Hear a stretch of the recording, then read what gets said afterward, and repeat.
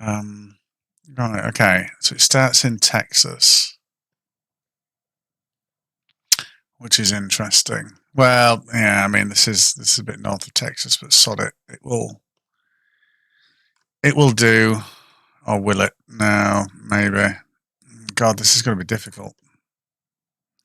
And the daft thing is, the fall off, the umbra penumbra, I won't be able to replicate on a flat Earth, which is a problem for flat Earth. Yes. Okay. So we'll have that. Problem is, solar noon in Texas at 1 is probably about here.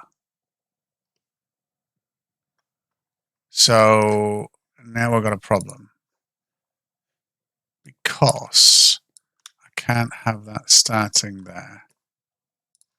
So for the flat Earth eclipse, we're going to have to bring that across to about there. And that's where totality can start.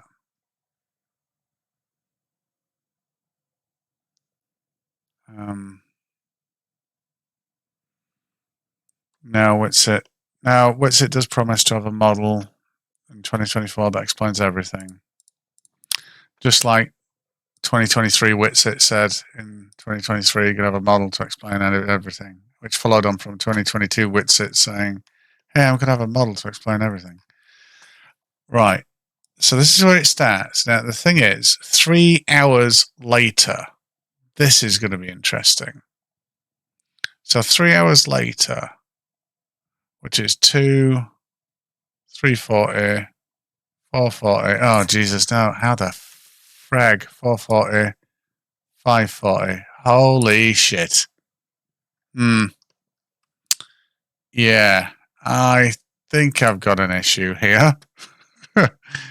Oh, okay. So this just ain't going to work, is it? So if the sun hasn't changed significant altitude traveling around a flat Earth, that means, well, first of all, the sun's got to be around here now, which is not great.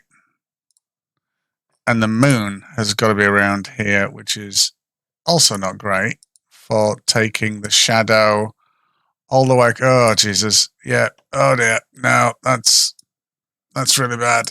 That's really bad. So if we get up to there, and then I've got to take this back a little bit. Oh, shit. Okay, so this has hit Maine at this time. But then the light attenuation is like that. So you don't get any. Yeah. Okay. That's interesting. I mean, totality now in Maine would be not 60 miles. It'd be 600. Well, I don't know, maybe 300 miles wide. Shit. Okay. So yeah, this is funny. So this, oh dear. Okay. So no. That doesn't work. Okay, so we've got to move this here, but then we've got to move this back because it's going to be progressing through. Oh, Jesus.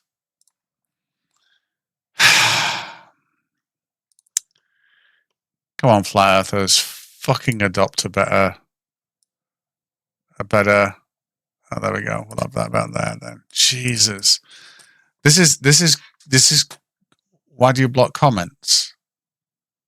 I don't block comments.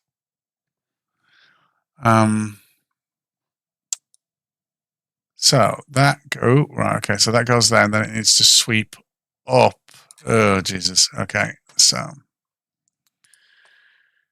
all right, okay, so if I move that back because it sweeps up about here, about there, but the timing of this is all off as well. So we've got this, and then now we need to move this up a little bit, just ever so slightly. Ah, shit, yeah, timing's well off now. Shit. Okay. So, oh dear. Okay, so it starts there. Oh dear. Okay, and then I need to get it over to Maine. Probably. Okay, so let's move this and just set it here for no fucking reason other than we need to match up the path. I didn't actually think this would be that hard. I did think it'd be ridiculous, but I didn't think it'd be hard. But now I've got a problem. Because there's the path of, well, the totality is only 60 miles wide. And obviously, the further the light source moves away, if these are the same size, or for the size offset here, for Texas to receive that 60-mile wide totality, we know the sun is actually on just past the equinox now, and objectively going in a circle around the beautiful flat water always finds its level Earth. So yeah, this is, yeah, and then that moves away. Shit, and then it shoots across. Fuck me, how the hell? Okay, if any flat earther wants to come up and tell me how an eclipse works, that would be good. Because the weird thing is, I shit you not, for the moon to cast its shadow and take the path that it is going to take across the continental United States, it has to be traveling with the sun and changing altitude quite severely. And that's clearly not what happens. So, yeah, clearly not going to work. No, I don't have a guest box because I don't like people, really. I mean, there is a guest box now, but it still doesn't mean I like people. Right, so flat Earth. Yeah, I mean, I don't know whether I can get this to work. I mean, I obviously can. Okay, right. I was talking to a flat earther earlier, and he was trying to explain how the eclipse worked, and he was saying that the sun's like rotate in this way, that way, and I said no, because if you believe in gravity, it wouldn't work. And he's trying to say that gravity's coming from this mountain, and like, I don't know how flat earthers would make that. I don't know how they believe that the earth is flat. So you're not coming up here to help me out with this eclipse problem, then, I take it? No, but he was saying that the eclipse happens exactly, and then wouldn't the moon orbit the sun, really? Well, because of gravity. Well, no, I mean, gravity is not a thing for flat earthers, unfortunately. Yeah, I forgot. They are a bit dumb. You know, I don't see any sideways trees. Do you? Well, wait a minute. I'm always going to be left. Wait a minute, Jesse. Hello, Jesse. Yeah. Are you a flat earther? Are you going to tell me how to fix this eclipse problem? No, but damn it. Heard a lot of their arguments on eclipses, so I was thinking I might be able to help you try and design one that they would possibly tell you to design, which would be, because everything I've heard is like there's a black sun, or like one that we can't see that goes in front of the actual sun that's not the moon. Oh yeah, because apparently there's more continents past this giant ice wall, and there's like 2 more suns. Yeah, it just magically intersects with it, is invisible until it crosses the sun, and then becomes a solid object. And just happens to be on the same 28-day lunar cycle as the moon. Yep. Yeah, I don't know what fairyland they're living in. It's a bit weird, that. I mean, I've got the path correct, but I have to do some really funky things with the. I've got the time periods kind of correct, but the problem is, the moon has to move with the sun to maintain this shadow across the across the continent. So, and the moon doesn't do that. That's not what the moon does. So, yeah, I mean, for one observer, I could probably get an eclipse to work on a flat Earth for all of 1 second. But then for everybody else, I'm pretty much screwed. Oh, look, eclipse. There we go. But then, yeah, nothing's going to work very well. And most of them only believe it because of the Bible. Because it says, God put a firmament over the earth, separating the waters above from the ones down below. Yeah, I don't know whether the Bible is I haven't heard that much from flat earthers about the Bible. Don't know why you would want to trust the book that, was made a couple thousand years ago. I don't trust a book that was made a few hundred years ago, let alone one that's from 1,000 years ago. No. Yeah, I'm not going to be able to do this. I thought I'd be able to do the motion for the moon. Naively, I thought I'd be able to do the motion for the moon and create the shadow. But obviously I can't, because the distance to the sun increases so much on a flat Earth that then the shadow, the shadow changes from quite a tight shadow, which is realistic, to one that just blends out massively into nothingness, which doesn't match reality. But there's no other way to do this unless I move the sun away. I move the moon away and down. I could maintain its size then. Ooh, okay. Well, now I've got an idea for this. Although this is going to look fucking weird. Exactly. Extremely close moon. Yeah. Well, it's going to have to get closer, a lot fucking closer. So wait a minute. So in order to do this, to maintain where that shadow is, and to maintain this isn't even maintaining a 60-mile wide totality, but fuck it. Let's just go with me. I can do this. Right. Okay. So, and then we go to the next segment where I need to match it up. But now I'm going to have to move the moon over here like so and fucking down. No, we can't just show them a photo from space, because they think NASA is like a big Satanist group and they're trying to brainwash everyone. I think this is the closest I'm going to be able to get it, to be fair. I think I've just figured out what I need to do, and that's in order to maintain totality, I need to consistently move the moon, or this black body, whatever the sod it is, over. Right, so here it's going to have to be about there. So that's interesting.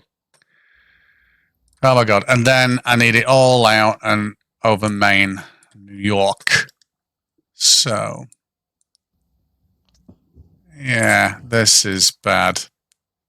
Because now that is not how the totality looks. No, because if you got in a plane, you'd be able to see the moon. But I can't exactly move the sun to compensate for this, because we objectively know that on the surface the sun is just north, a few degrees north of the equinox, so the equator. So yeah. So what actually has to happen to a moon on the holy shit? So this is the only way, based on the objective reality of where the sun is, that I can get a flat Earth moon to kind of cast the correct. Well, that obviously goes out here, but I can't fix that without moving the moon. moving the sun, which I can't do because objectively it's pretty close to the equinox all the time at the moment. So that's equidistant from the North Star. So yeah, if any flat earthers want to come up and I'm struggling a bit. I'm not going to lie. I'm sure I'm just missing something really fucking simple. Yeah. Well, I appreciate you letting me up. I'm gonna hop down though. Okay, cheers. Yeah. I'm 16. I've been studying astrophysics since I was 8 because I got interested in space. Sorry, wait a minute. Sorry. How old are you? I'm 16, so the legal age to come on live. I'd rather you not because I swear way too much and there's a lot of swearing. So I apologize, but I need people over 18. Or maybe even 21. Actually, Jesus, something like that. Yeah, I'm certainly not. When I'm in my flat Earth thing, I don't want to be around teenagers. With my language, it's not great. So this is the closest I can get to a flat Earth eclipse, but I have to do some funky things to make it follow. I mean, the moon obviously doesn't do this, or else that would be quite catastrophic. Yeah, I know you have to be 18 to be on a live, I think. That's what I thought, but even then, I'd have just, it needs to be like 21 or something, I think. Because 18, this is the weird thing, 18-year-olds today are like 13-year-olds like 15 years ago. So, yeah, this is bad. I'm trying to think of other ways that I could do this that might be plausible. But in order for this to go like that and then sweep up, I've not even got, well, the thing here is it needs to be about here, I think. Yeah, so that's it. And then it sweeps up and round. But because of where the sun is, that's the shadow. So yeah, got a bit of an issue because totality is not 200 miles wide. It really isn't. In fact, that's more. That's probably about 300 miles wide. So yeah, yeah. Does anybody know if a flat earther that's ever actually tried, come up with a model or a visual of a flat Earth eclipse that actually follows a predicted path along the ground? I need to linearize all these keys because that's not going to work very well. But yeah, we need an experienced flat earther that isn't just wordy and denial to come and fix the eclipse for us. So I've got it so that in Texas you do. Oh my God, yeah, that's not. I mean, it doesn't even go up like that. That's not what's going to happen. This is where I started it, by the way. So it's got to start going up like this. But that's not what people are going to see. And then it's going to bugger off all the way over like that, the moon. Holy shit. Just to maintain this shadow path. And it can't be higher because that just makes the shadow worse. And if I moved it any closer to the sun but moved it higher, then it just gets really diffused and, gone, because that's what an object does. And it makes it like 1,000 or 1,000 miles long, the shadow, which is not a thing that happens in the eclipse. So to stay anywhere near the sun's got to bugger off around its orbit, which is fine. Well, it's not fine because no one can ever pinpoint it, and they're not the directions that we see it through the day. So, but let's just say it was fine. Let's just give them that. And then the moon, if the sun is doing that, which we know the sun is near the equator, then the moon has to come inland like this and then rocket around like that to maintain the shadow size. It's having to decrease altitude as well to maintain the shadow size, and the shadow size still isn't right as well, because obviously the shadow size is not, it might be 60 miles wide, but it's like 300 miles long. And unfortunately, I can't do anything about that. There's no way to fix this. I'm afraid in a minute I'm going to have to come to the conclusion that Flat Earth is just made up fluff and bullshit, which is 100% useless, and not one aspect of it matches reality unless someone can come save me. Anybody come save me. I'm sure I'm just missing something completely obvious where you're just one little thing, and yeah, it's all good.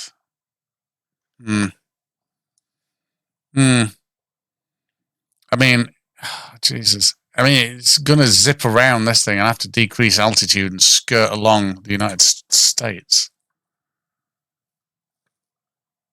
Yeah. Oh, yeah, Flat Earth is low-hanging fruit. It really is. I agree. Do you want something else? Come on. Come on. Anybody. Pick a side. I'll argue the other side and I'll win. But anyway, I did want to try and get the eclipse working. Well, not working. Nearest I can get it to, and I think this is it. You say that, but you can't justify it, Boulder. You just can't. Like I say, if anybody, well, you know, everybody can say that. Just saying it doesn't make something true. You're all sounding like flat earthers now. It's flat. It's just flat. That's it. Flat. You have to be able to articulate it. But if anybody wants to come up and have I'm going to have a few of these actually. So obviously there's iOS and Android, not to be confused with iPhone versus some other fucking hardware manufacturer. Hardware is different to operating system, just so everybody knows that. It's like saying, oh, let's compare Windows and Mac. Why would you compare an operating system to hardware? That's a bit weird. It's PC and Mac. And it's Windows and OS 10. It's iOS and Android, or it's iPhone and Samsung Galaxy, or every other, or, you know, Google Pixel. So, yes. But I've issued a challenge anyway to a few people to say, hey, if you want to come up and argue about iOS versus Android, pick your side, whichever side that is, and I'll win. That was my challenge. Yeah, so no, I think this is as far as I can go with this, in all honesty. I can't put any more effort into it because the eclipse does last a long time as it goes across the continental United States. We know it starts past solar noon in Texas, so it's just this little portion, and then to move a shadow across requires some fucking magic and a half. So yeah, Flat Earth, I'll save that model. I currently live in Milton Keynes or around that area, but I am from Yorkshire, West Yorkshire, biggest county in land. Okay, so yeah, fuck this. That's not going to work. So I'm going to save this now. Yeah, and I'll I guess. Wait a minute, let's have a look. I guess we'll go on to asking any flat earthers if they want to come up and have a lovely chat about this big bastard. Because, you know, just by being on it, I've been to Manchester loads. The amount of people that I see, I'm not gonna get into a county war. That happened once before. Yeah. So anybody want to come up and invalidate this big bastard? I would be grateful. If any Globers do come up and I accept you on, you have to either give me a prediction that works on the flat Earth, or invalidate the globe. That's all I'm interested in. So even if you're a glober that can invalidate the globe, let's do that. I don't mind that at all. I've tried invalidating the globe loads of times. In fact, I don't know whether. Well, I've mentioned it a few times. I tried to falsify the globe from this little area here, Menorca, in a little bay here called Calagaldana, while simultaneously looking at a Portuguese webcam looking out over the Atlantic, while also in a FaceTime call to my parents in the north of England. And everything just matched. On that date, everything just matched. The position of the sun for all of us, the terminating lines, night and day, everything. Whereas I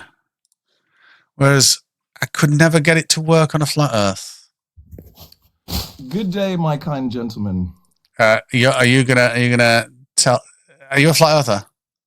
No, I'm. Sting said if I wanted to debate him on Android versus whatever, or I'm not a flat earther, but I believe they have some sort of, But let's do the Android thing. So I'm taking Android, and Sting, you said that you'd be able to max me out. So what I want after this is that when I beat Sting, that I get at least 1,000 followers. I'm just saying, I can't be doing this for nothing. I can't be doing this for nothing. I'm a solutions architect that is Sainsbury's Bank, created contactless banking so that all of us have RFID chips in there. I think I'm uniquely able to take Sting on for this. Oh, interesting. Very nice. Very nice. So can I ask you some questions about your choice? I'd like you to premise. No, sir. I'm taking Android. You know where I'm going with this. No. I don't mind you taking Android at all. I'm just saying, shall we treat it as a little back and forth about pros and cons? Like you give me the biggest pro of Android, and then I'll ask you some questions about it. So yeah, go for it. Why would you choose Android? Single biggest thing. Android, for a fact, is built off of Linux, which is essentially the operating system that most operating systems emanate from, in which they talks uniquely well and when compiling to the machine code that runs the RAM and everything else, processing and whatever, well further better than an Apple or an iOS could ever do. Okay. That being said, wait. Let's just on that point. Don't go off on a narrative story that I'm sure will be riveting with peaks and troughs. But let's just focus on one little thing. So you say Android comes from Unix, which is distinctly true. It was a team that decided they wanted Unix on x86 hardware or compliant AT hardware, and I agree with you. They came up with Linux. And for the most part, that kernel wasn't great, but it did its job. But do you know a kernel that was born out of Unix that did do great? That was by Berkeley Systems. It was called the BSD Unix kernel. Do you know what that currently powers? Yes, I know. The ARM processing system that basically iOS. It's a bastardized version of something. Okay. So the BSD, or Berkeley Systems, did the kernel that later got adopted by Apple, and a subset of which is now in iOS. So if you're saying the main advantage of Android is being close to Unix, I put it to you that, wait a minute, iOS is much closer to Unix than fucking Android is. No, sir. I retort for that because if anything, you're saying that iOS utilized the kernel that Unix was basically the original arbitrator of, and created a version of itself that is BSM and Apple and whatnot. But Android is more geared towards a more delineating line. It's not a bastardized version of Unix. If anything, it is a more honed version so that you can run it on your smartphone. Okay. I've got a question. So, what does JIT stand for again? Just in time. Oh, just in time. Can you explain to the audience what just in time means? The Japanese did it with the Toyotas and how they built it. It's a very long story. It's a documentary. but tell us in a code execution sense what just in time compile means, please. So just in time compile doesn't work with computers, but just in time works in logistics and what do you call it, large batch working. So what happens is that for example, in the manufacturing process, so for example, you're building a vehicle, all the different components that make the Toyota or the BMW or anything at the end of the line arrive at the factory at different times. So wait a minute. So just so you know, the Linux kernel, along with either the older Dalvik execution system, the Java runtime, or the new ART system, which is the Android runtime. Wait a minute. They are just-in-time executors. What does that mean? It means as soon as the data comes in, they're executed in sequence. It actually means that there is no machine code executed before the demand on an obfuscated code base comes into play and gets real-time executed. Now, there is No. Sorry, Stingray. Yeah. You're talking about a very unique case. Just in time, when in relation to this, and between Android and iOS, would be that iOS would receive something, compile it, change it into the uprated version of what iOS has been bastardized to, and then produce an outcome. Okay. Let's break this down. Is it your assertion then that Android, I can't look into the obfuscated code hierarchy in an Android app? Obfuscated code hierarchy when an execution of an execution of an action or no. So if I grab a compiled distributable, let's say an APK from Android, can I decompile that using Java or Kotlin conventions to break it down into an obfuscated code execution? Why would I use Java that's built on something else that isn't Linux? Wait a minute. So the predominant language of developing for Android, independent of third-party libraries, is either Java or Kotlin, correct? Kotlin being a subset of Java. So there you go. Okay, but these are subsets of abstractions above. So if you look at it like a hierarchy because it's solutions architecture, I look at the architecture of how iOS runs. There's the application layer, there's the execution layer, there's the distribution of what. Like if you look at the same cross section of Microsoft but Unix is literally just component bits that all seem to talk to each other. iOS needs this elaborate way, and then also with a hardware specification that it has to reference itself to in order to optimize itself. Linux does not have this problem. You call that a problem, but tight hardware control and dependent execution is not a problem for security, is it not? Then here is the problem, my friend Sting. Tight hardware, what did you say? Exactly, and that's where iOS exists, in the money making of why it exists, not in its relevance to computation. So I put it to you, and please correct me if I'm wrong, that as a developer on both platforms using and can program natively on both, that it is infinitely simpler for me to inspect, especially if I root an Android device.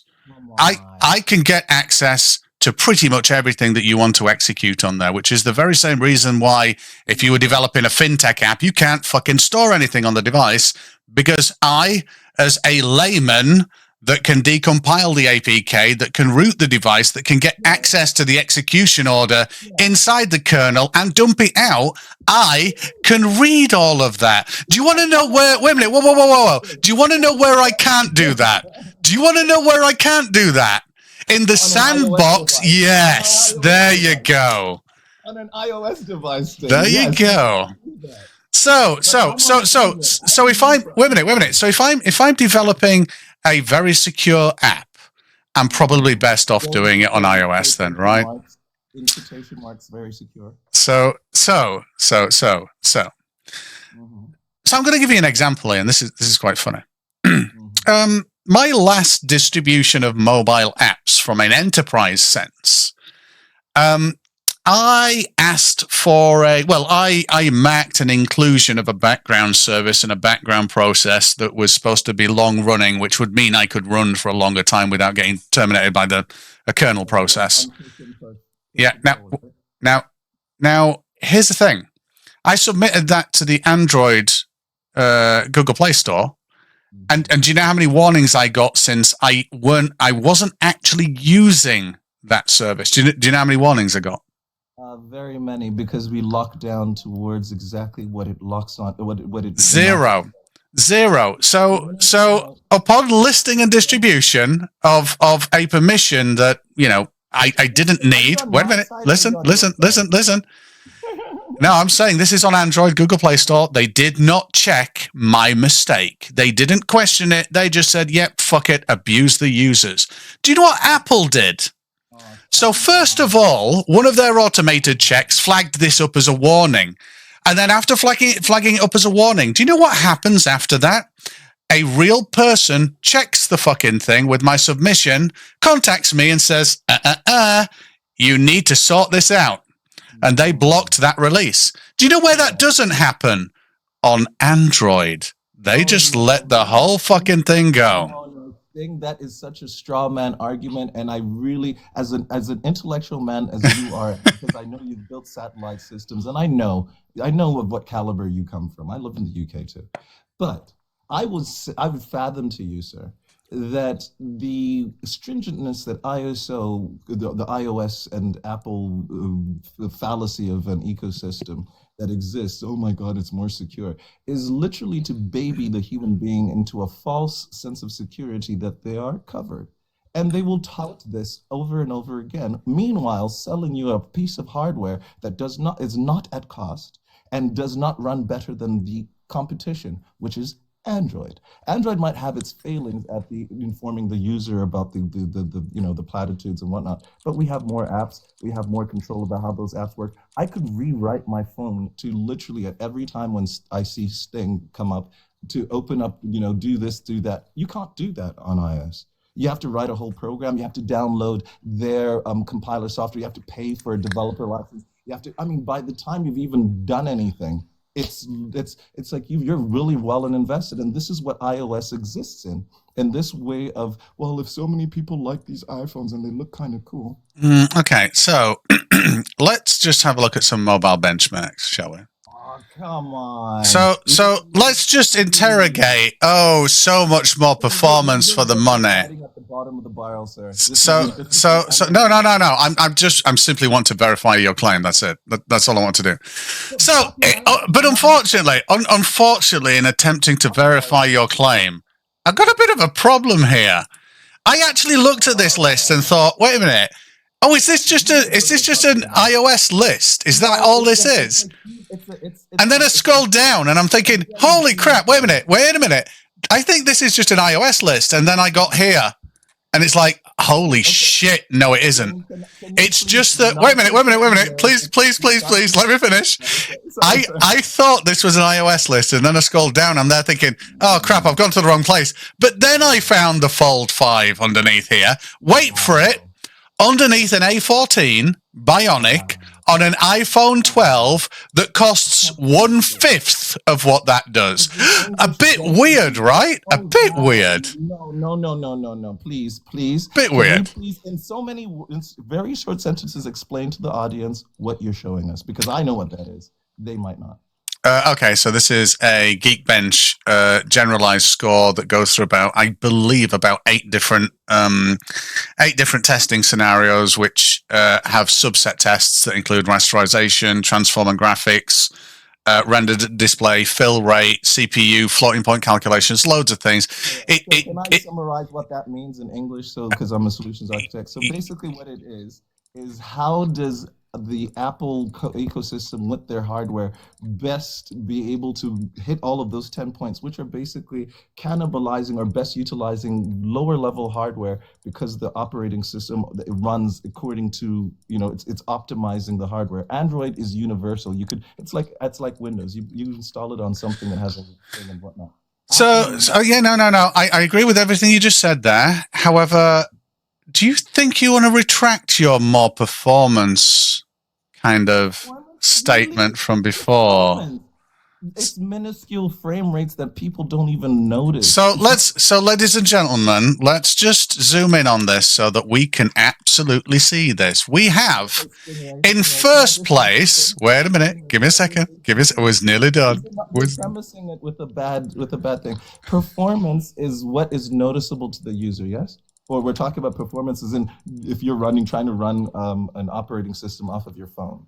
See, this is the thing. Performance when gaming, performance when what? Performance when, yeah. This is just generalized testing. It doesn't represent real world performance, but it represents a broad spectrum performance test. But anyway, my point wasn't necessarily about that. My point was nearly 3,000. And then we go back and we get to an iPhone 13, 3 years old, 2,200. Then we go back to an iPhone 13, a $399 phone at 2,200 from, wait for it, 2.5 years ago. Okay. And then we go to an iPhone 12. Guess what? 4 years ago. Now you can pick one up off eBay for about $200. When they came out with it, they were still only $399. Beats an 8-core Galaxy Fold costing $1,500. I refuse to accept this. Interesting. As a point. No. And I can explain as to why. Mm-hmm. What you're showing to me is a performance based on an operating system. We didn't say, well, run iOS on an Android phone and see what the benchmark is. You're running an Apple iPhone on an Apple thing with Apple optimized hardware with Apple. So, I mean, really, by the time you're done with it, there's so many Apple things that's why the phone costs what it costs. Okay, brilliant. So I'm going to summarize what you just said and just tell me if I'm wrong. So because Apple controls both hardware and software using the much closer BSD kernel to Unix than Linux kernel is, that it just operates so much better on lesser hardware. Okay, fair. I'm fine with that. So long as the performance of the iPhone under iOS is better.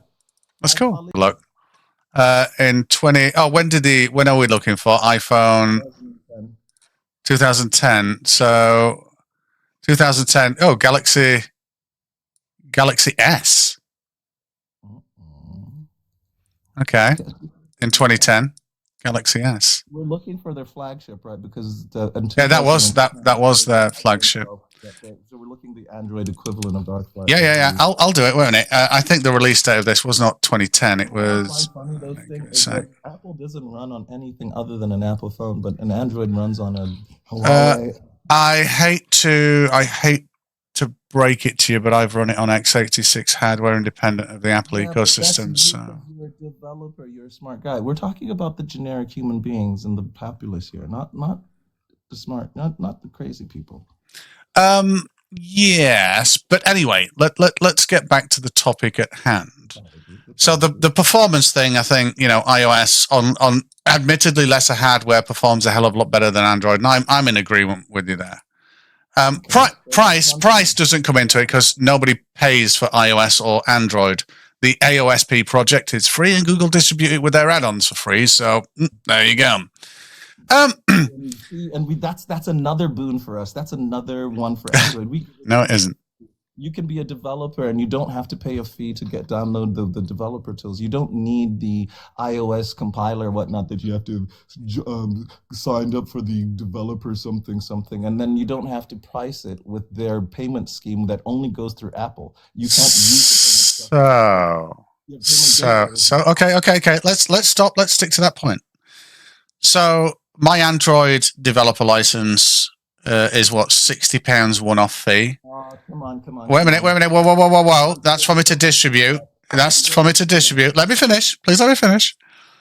Yes, I can download it for free and start for free. And guess what? I could do the same thing on iOS. Weird that, right? No. iOS, you have to have downloaded the actual. So you can download the hacked developer thing and build. But then when you want to build and publish, you have to download the proper and license yourself, then recompile in the new one. And then, so you have to pay that before. It's a barrier of entry. I have to pay distribution for the developer account on Android as well. The two are identical. Yeah, but how much? 60. Well, I think it was £60 when I paid for it. But do you have the development AP, whatever it is, the version of APK for Apple? You have to pay for a developer license. You I, have to get I have to pay for a developer license on both Android and Apple to do distribution. Yes, that's it. Android, you can play for that, but only your distribution you have to pay for. Yeah, I can not have to pay for Apple, but I just can't distribute it. I can only run it on my phone and a few other phones. Correct, but I can write an APK and send it to my friends, and they download it and run it. Yeah, Apple won't let you do that. no, I can do. Oh my God! Wait a minute! Stop! You obviously. So here's the issue that I've got. You obviously don't know iOS, the ecosystem, Xcode, or distribution, and that's the issue, because I can send an IPA with a certificate and host it anywhere for anybody to install. They would have to just trust me as a developer, and there's a certain amount of time that they would be able to have that app. Okay, that's on Apple. So far, there's no difference there. I can distribute an APK. I can distribute an IPA. Job done. This thing you glossed over, I said you can do that, but you just on Apple, so you have to host it, wait for some time, and then you can send your equivalent of our APK. Yes? No, I can just put it anywhere for anybody to download and install. But it's done via. So what actually happens is I create what's called a plist file. I host it behind a web call. You go to it in Safari, and then it just installs. That's it. Yes. Yeah. But you do see what I'm saying? You have to do all of that. I just sent you an APK file. You can download it off Google. Okay, fine, yeah. I win. Okay, no, it isn't. So here's an interesting thing about this. Wait a minute. Does anything check your APK? Does anything check your APK? What do you mean, if anything checks it? What, the certifications, whatnot? Yes. Does when you compile it, are there any security checks for any malicious intent or anything like that? On Android. Yes. If you using Android Studio does. No. Sting, come on. Okay. So there's no checks. Do you know what? Wait a minute. Do you know what the distribution manager in Xcode does? It downloads a check. It downloads. Wait a minute. Listen. I know you're not going to like this. It downloads a check. And then it runs that check locally to validate what I've done so that I don't screw users. Weird that. So he's going to tell you what you can and cannot because, oh my God, Android says it's like a Windows PC. You download this software from a dodgy website, there's a chance shit could go wrong. That's all it's saying. But that does not stop me or hinder me as a human being from doing what I want to do. iOS, yes, it does. Okay. Question. What does iOS stop you from doing that you want to do? I want to be able to download an APK and run it without anybody, and whether it's malicious or not, do whatever I want. That is human freedom. No, that's that's fine. That's fine. And you are correct on that. But I'm going to give you a scenario here. This was a very real scenario, by the way. So my mum and dad had Windows computers. They had Android phones, and they're elderly now. This was about oh shit, I'm crap with dates. Maybe is it? I know you're a man of a certain age. There's no way your parents had Windows exactly. Come on. No, they have Windows computers. Oh, they did have Windows computers. Now, here's the thing. No, Android phones. Now, the interesting thing was this. So this is in between. It's more than 7 years ago, less than 13, somewhere in between there. Now, here's the interesting thing. I used to get calls every day almost. Sometimes I'd go without a call, and that'd be absolutely fine. But I'd get calls every couple of days. Oh, can you help me with this? Oh, I've done this. Oh, this is broken. All that kind of shit. Do you know what I did? I spent, admittedly, an obscene amount of money. I took away my dad's laptop. I gave him an iPad Pro. I gave my mum an iPad Pro. Then I gave her a MacBook Pro. And I gave them iPhones. I set them up with iPhones. And I never got called again. And they love it. How weird is that? I can tell you why. Because it's simplistic. It's made it simplistic, but that doesn't mean it's better. It just made it simplistic enough for old people, which is another boon for me because the general populace are not of the aged variety that are not, computer literate, and it's not because of their fault. It's because of the era that they're born. I agree with you. An Apple iPhone is for an older person because you don't know much and you want it to just be like big buttons that you can just mash on. They're not big buttons that you can mash on. So here's an interesting thing. Do you know what? So you've done Android development then. So what API or segment of the SDK in the development libraries do you like the best? What gives you the best advantage in anything that you do? That's not a question. I'm a solutions architect. It's based on the problem statement.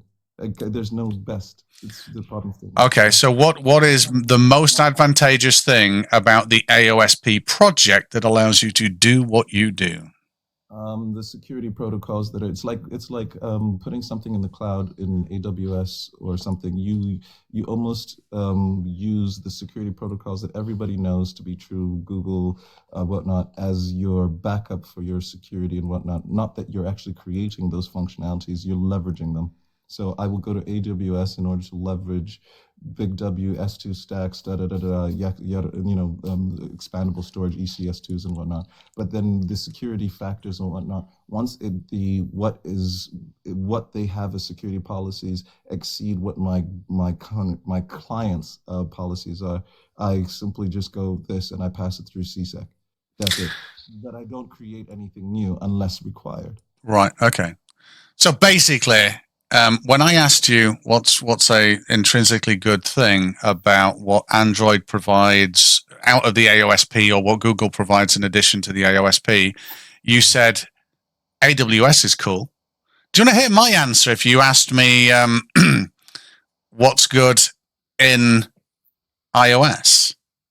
I don't have to go to something completely unrelated, you know.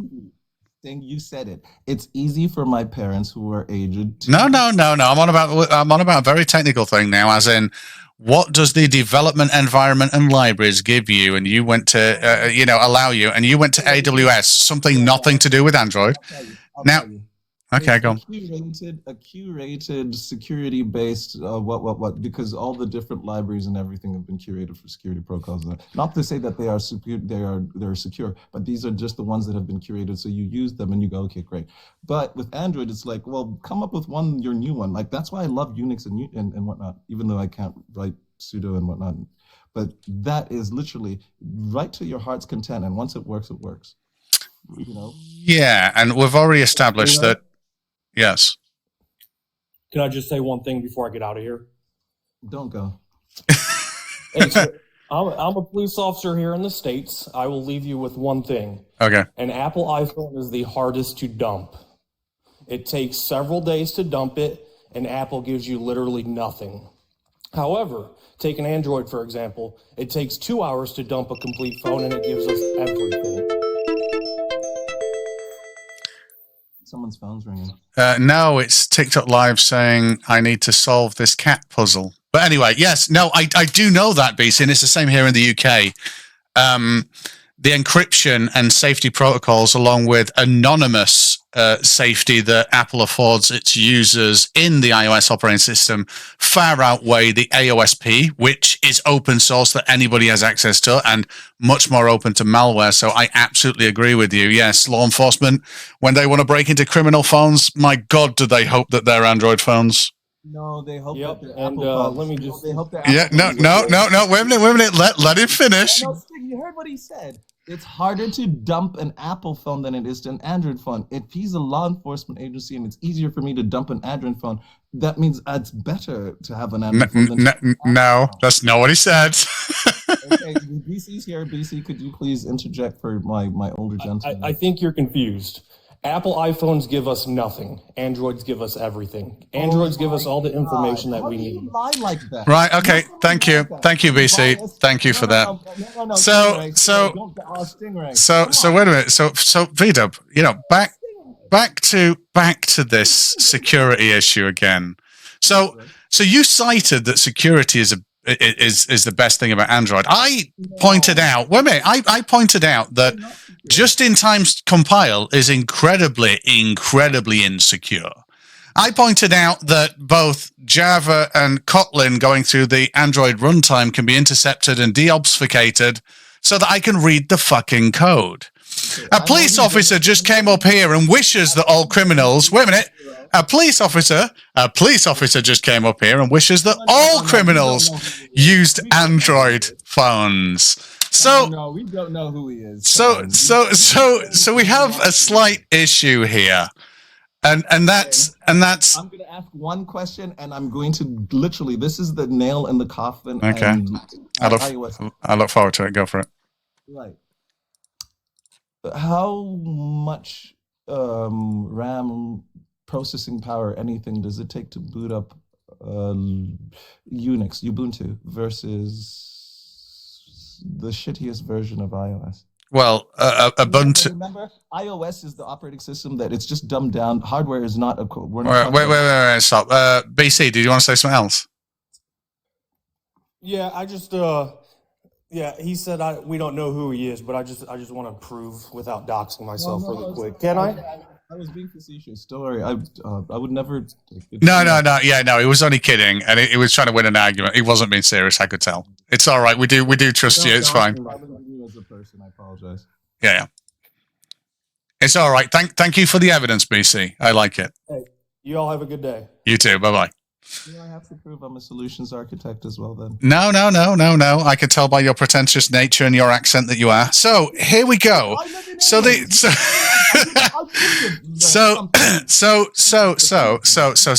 said one thing. You said about execution and hardware requirements, but I feel like you've already nailed Android's testicles to a wooden board by saying that.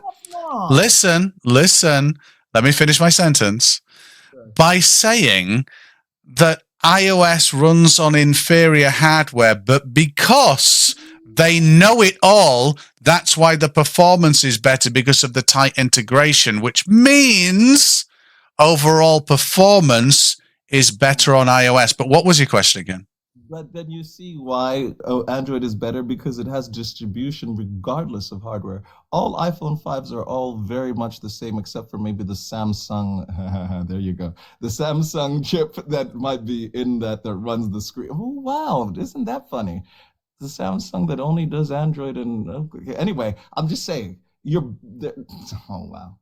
You do realize that Apple is literally the antithesis of why computers and technology is not exceeded. We should be at least 10 to 20 years in the future right now. And the fact that there's a duality is the reason why it's wrong. That's why iOS should not exist. In fact, Windows at its very core is Unix, but then we can dumb that back down. Apple has decided to go a whole different way, and it's a political and money thing, if you think about it. And that's why we have flat earthers, too, because they believe that... You're digging a lot here. But I did ask you a question about the technology stack using Android, and because it's generalized and because it has to support a metric shit ton of fucking hardware, it's actually quite dirty, messy, and not very performant. Case in point, listen. Case in point would be something like the following. Let's take an emerging technology like augmented reality. Oh, you mean AXR? You mean augmented as a computational spacing? Because apparently... No. Let's not bring hardware into this. It's terminology. Apple could have done AR, but then they brought Apple Pro something and it's not AR. It's no. Stop. I know you're going off on one much like a flat earther running for the fucking hills, but... I'm winning right now. I'm on 4-0. So here's the issue. With someone that's saying they're winning and has to narrate their own story, they're probably not. So let's wait a minute. Let me finish. So the issue that you've got is that augmented reality, just meaning quite simply the overlay of computerized either information or geometry in the real world. In your visual spectrum, not in the real world. It doesn't exist it's in your visual spectrum. Remember? On a device The world's biggest augmented reality platform. Do you know what that is? What? The Quest? The iPhone. What? The iPhone. No. How? Please explain. What? Because of what? Because the iPhone. Well, it was because of an we're nearly done. Was nearly done. Was nearly done. Was nearly done. I apologize. Sorry, Sting. I'm passionate about this. So Android actually Apple actually purchased a company, and it was a company that just came out of the gate and said, "Hey, we can do single lens optic tracking and get a 99% parallax track rate of a average scene through a very small camera optic." And Apple went, "Yes, please," and they took them. And then they integrated that very quickly into iOS, and it became the world's best visualization platform for augmented reality content, and numerous from people. Wait a minute. No, because you can have Google VR and stuff like that as well. And Google quickly, wait a minute, running a little bit behind and stumbling like a motherfucker. Google then decided to patch their crap into the AOSP to try and do the same. Now, no, we're not on about hardware. We're on about within Android and within iOS. Nothing to do with hardware. But the software pregenerates and the patent pregenerates the hardware. So Apple did that thing with the camera with augmented something, spatial something. Google was already doing something, but they eventually came out with that stupid Google Glass thing. Apple's first real foray into something that is a productizable thing is this $3,000. No. Forget the Vision Pro. It's irrelevant. That is not what I'm on about. I'm on about augmented reality on the world's biggest platform, the iPhone, showing you how IKEA furniture. We're nearly done. Was nearly done. Showing how IKEA furniture can fit in your room. Now, I'm not saying nearly done. Now, I'm not saying Android can't do that, but I am saying no matter what hardware you choose, Android does it a magnitude shit worse. Now, do you know why? Listen to this.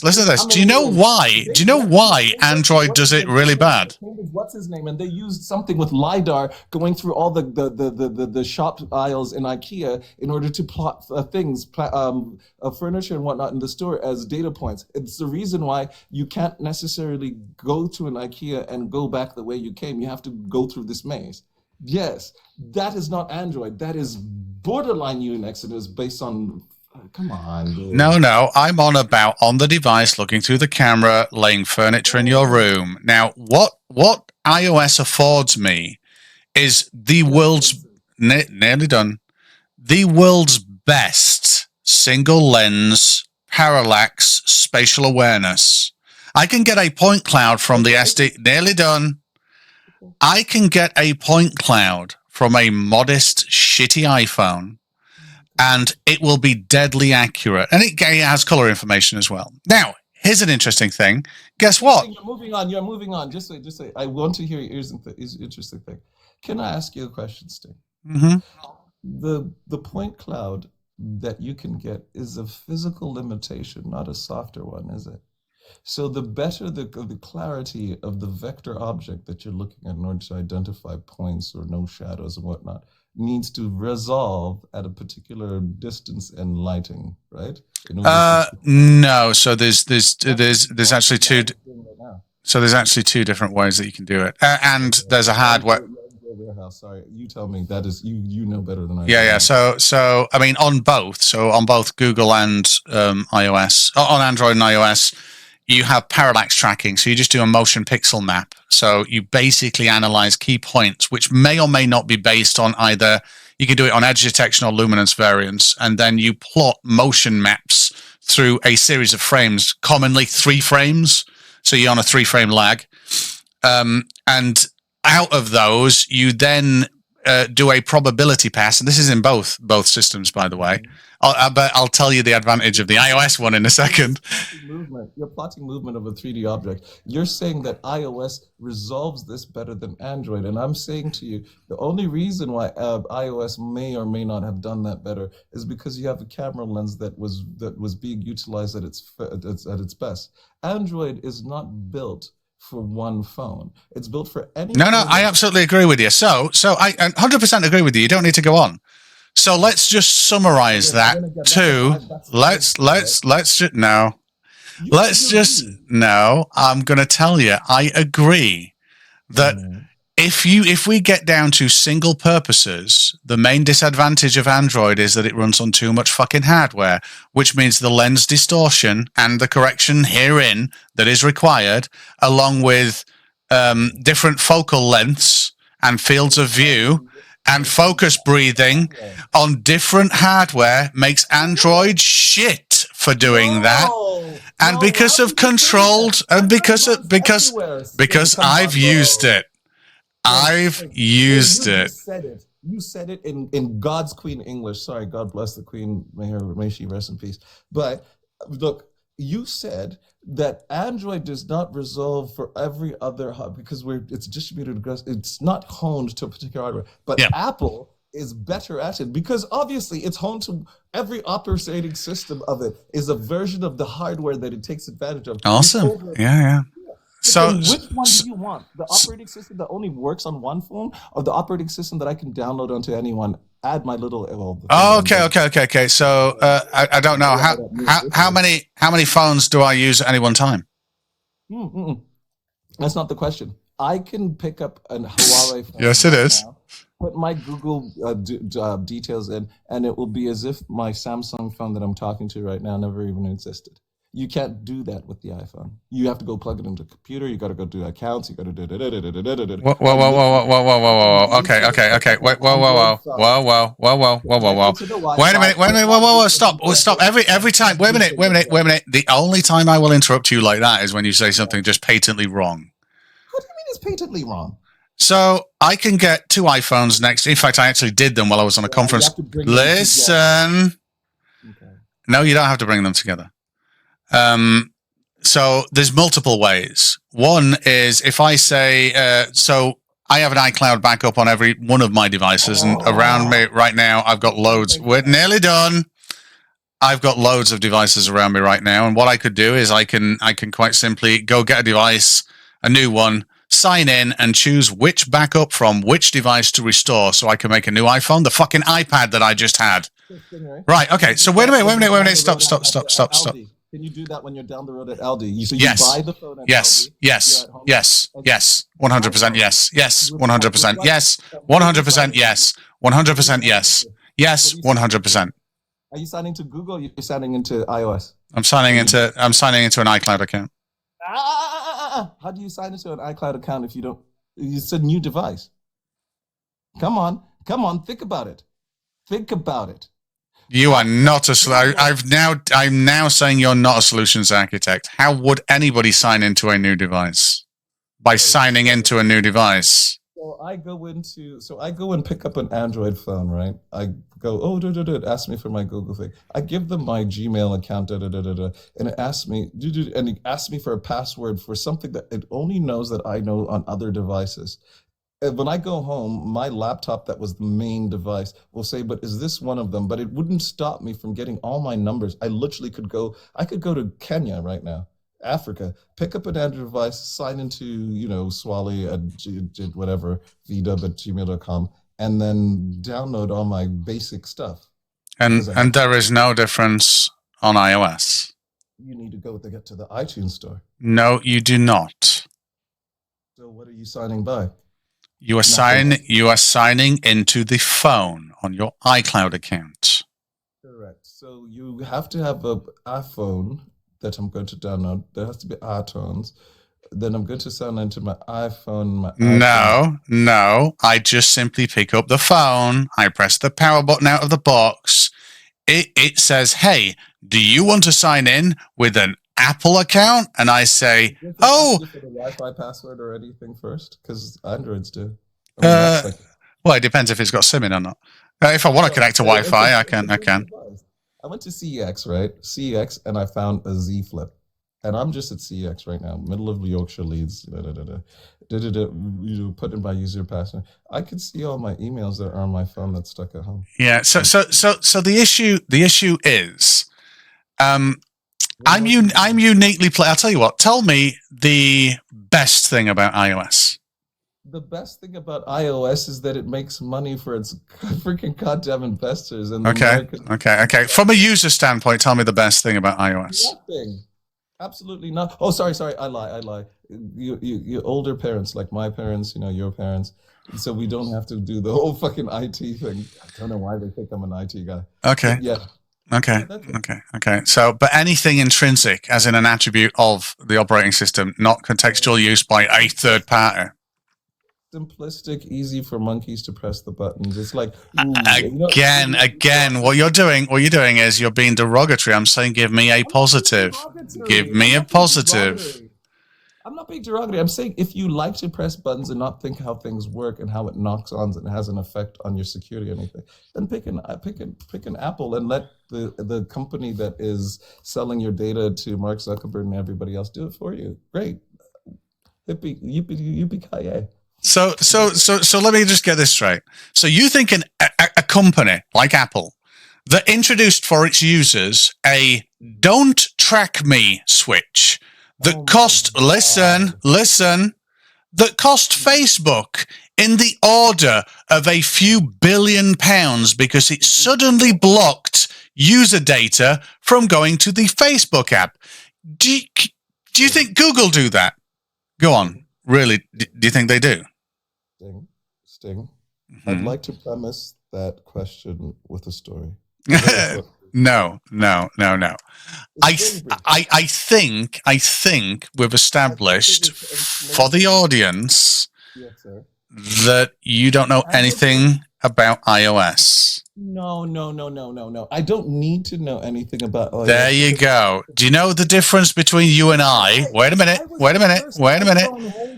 was in Canary Wharf. I went to the thing in the show, the first Apple store. I was there. They got it. There's a picture of wait a minute. Do you want to know what I did?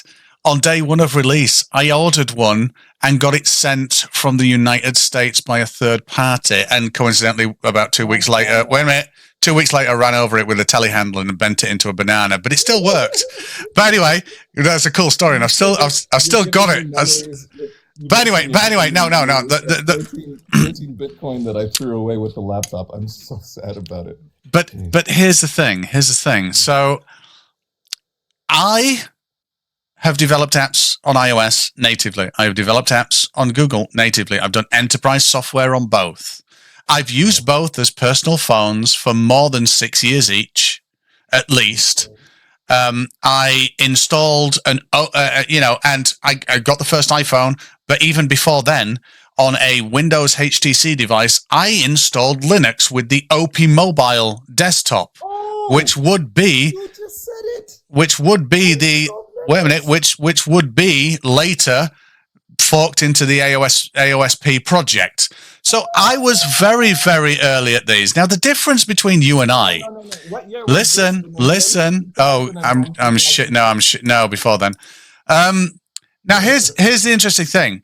I know both. I know the advantages of both, and I know the strengths of both. You can't name an attribute which is a strength of iOS, yet I could name 100 of Android and 100 of iOS. So I put it to you that I'm uniquely placed to determine which is better. No, Sting. Now you're just trying to undermine the messenger rather than my argument. You discrediting me as a human being is exactly the tactics that most scientists. So, in order to not discredit each other, because I know you're a bit older than me, a lot more. Your logistic stuffs, yeah, I fuck with that thing too. When you showed us the thing over the ISS and whatnot, yeah, let's have a conversation about that. Anyway, so that being said, I'm just saying that an operating system that allows for human beings to do stuff, despite there being security breaches. Now, I will say this for one thing. iOS is uniquely made for the human being that is not wanting to ask questions. And you don't want to care about what your data has. You don't want to, I just want to play able to watch TikTok and play Candy Crush. Yeah. Make these your closing arguments, by the way, because then we're going to go back to flat Earth. Okay, my closing argument. Okay, can I just finish that one first? Yeah, go for it. Because you have to retort to that, and then I can do my closing argument. Okay. So, when an operating system allows for humanity to not be governed by a governing body, but allows for you to make mistakes, so that when you do make that mistake, you can learn. Do you want to be put into Pampers like a baby, where you don't know and I don't know what this does, so I can't? I mean, do you want that in your existence, to be like governed and controlled by the elites like Sting and Future and whatnot? Do you want that in your existence? Or, or do you want to be able to come up with an idea, be able to deploy it, share with your friends? Yeah, despite where it breaks and flies. Because you know what? I could say something right now that is not great and is not, and I'm taking that on. But iOS is saying, but no, we want you to only think what we want you to think. And you can't pay each other. You can't do anything unless we say so. Now Android is like the decentralized currency of this existence of the world. And iOS is like capitalism and everything else. That's my closing argument. Okay, cool. Right, my turn. And please don't interrupt. Please. So, I actually agreed with most of what you said. Android is incredibly open. It allows you to do anything. It also allows anybody else to do anything to what you actually install or do anything with. And most police officers, like the one that came up, would love fucking criminals just to use Android because of how, wait for it, it's not fucking secure. Because it is a open source kernel. Because it's a open source operating system. Anybody can go to the AOSP project on GitHub, download the entire thing, and search for little things. In fact, believe it or not, most manufacturers add what we call bloatware and tracking. Guess what you can't do on Android? Turn off tracking by Facebook. Why? Because they can do what the fuck they want, because Android is just open and allows anybody to do what they want. But guess what you can do on iOS? Flick a little switch, which means now no one can track you. As an individual, no one can identify you. In fact, Facebook went after Apple legally because of that little switch.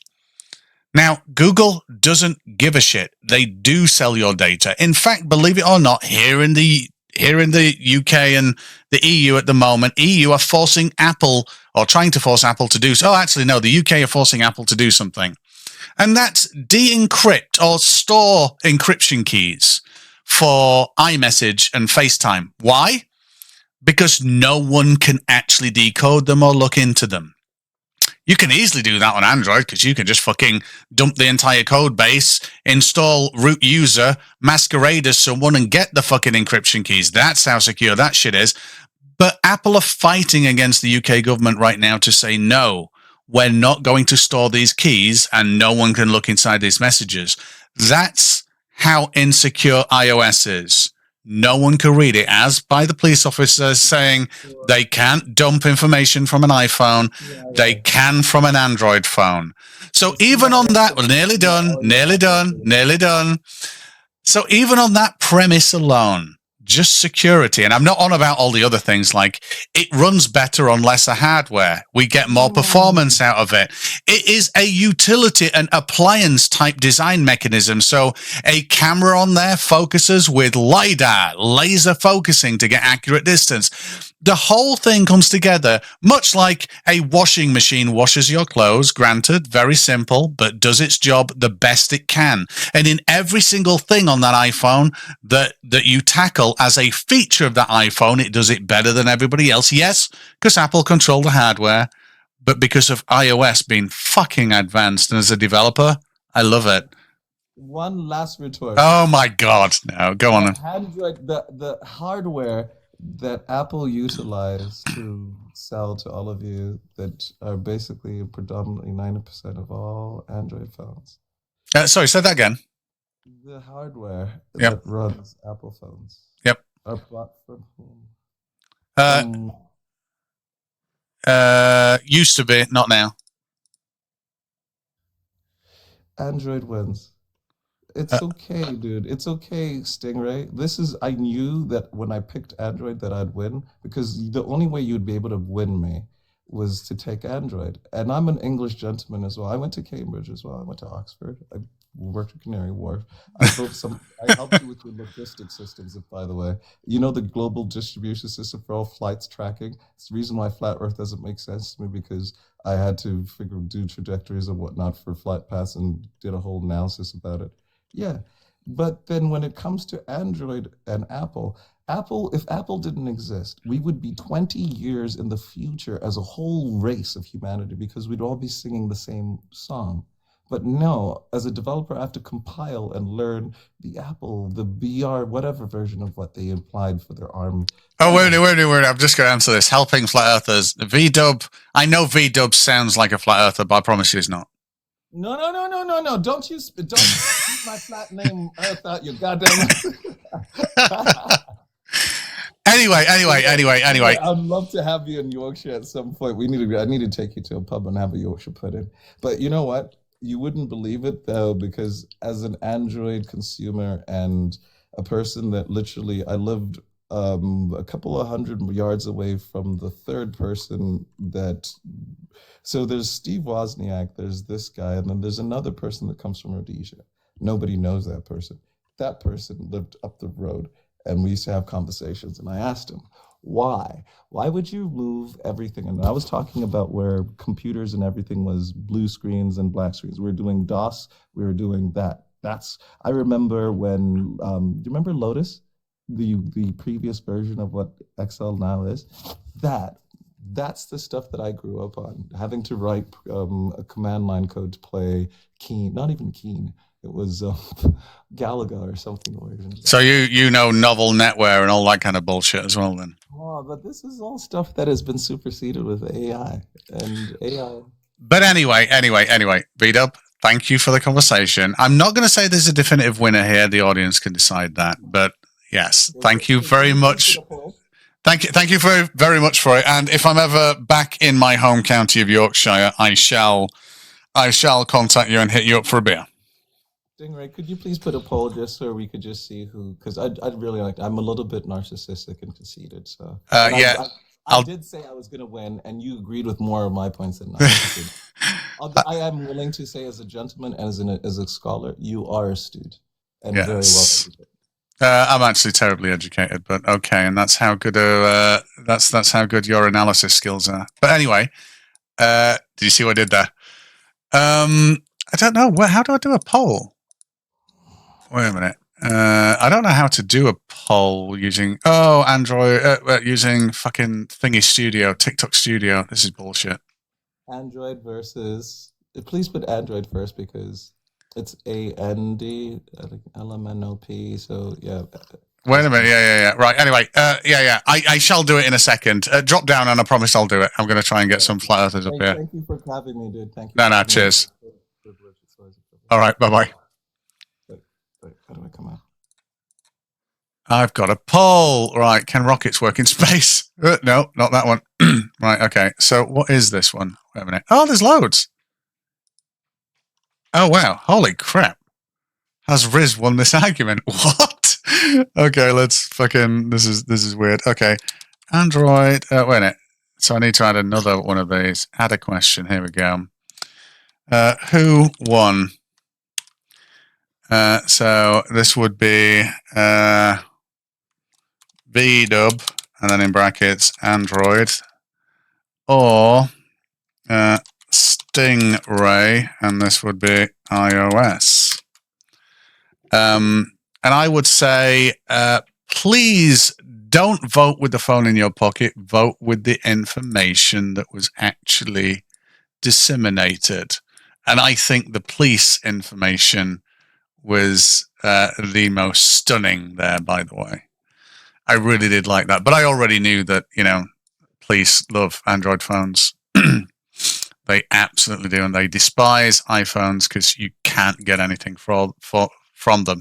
And believe it or not, another thing that I didn't add is both Mac and Mac hardware and iPhone hardware, along with the respective secure enclave system, can do byte encryption as well, which means even if you could, so you've got 3 levels of security. You've got the OS, you've got the hardware, which means the decoder is tied to the storage chip, so you can't really just take that off. But even if you could fake that, then you've got byte encryption on the actual storage on an iPhone, which is why people absolutely hate iPhones, and it makes it very hard to do anything with.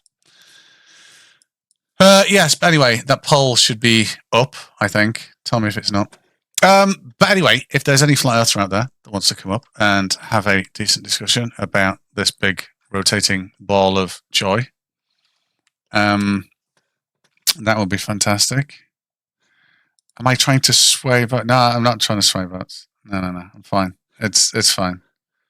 No. Oh my God, you better be. No, you are Android, asshole. Anyway. You're an Android person, aren't you, Grubs?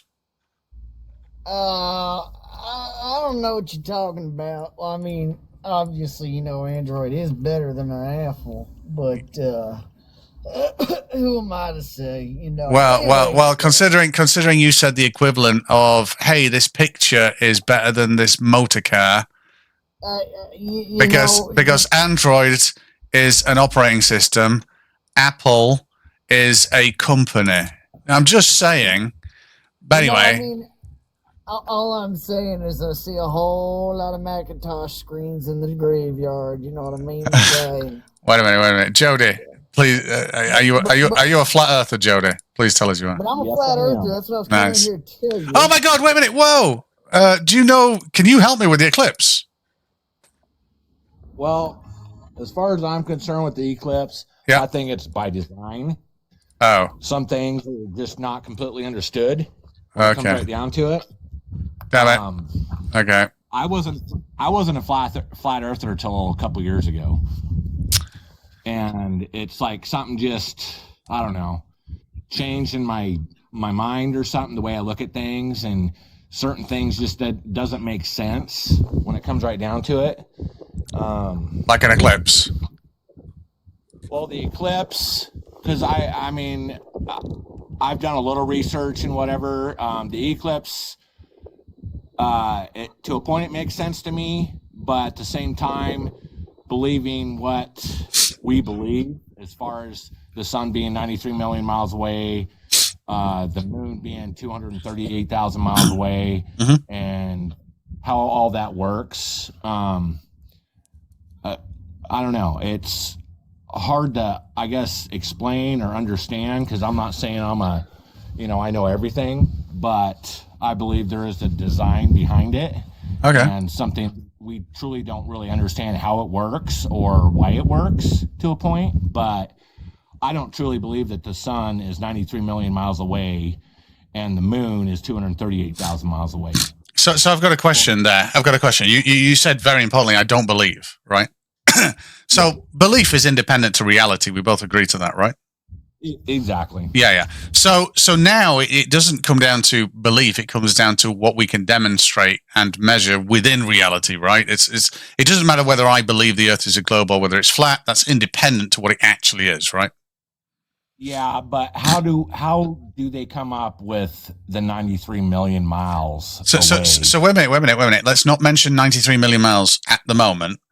Let's just focus on what, because we can go to these huge numbers, and then we can. That's the end, and then we can say, well, how did we get there? Well, no, let's start first, and let's progress up that.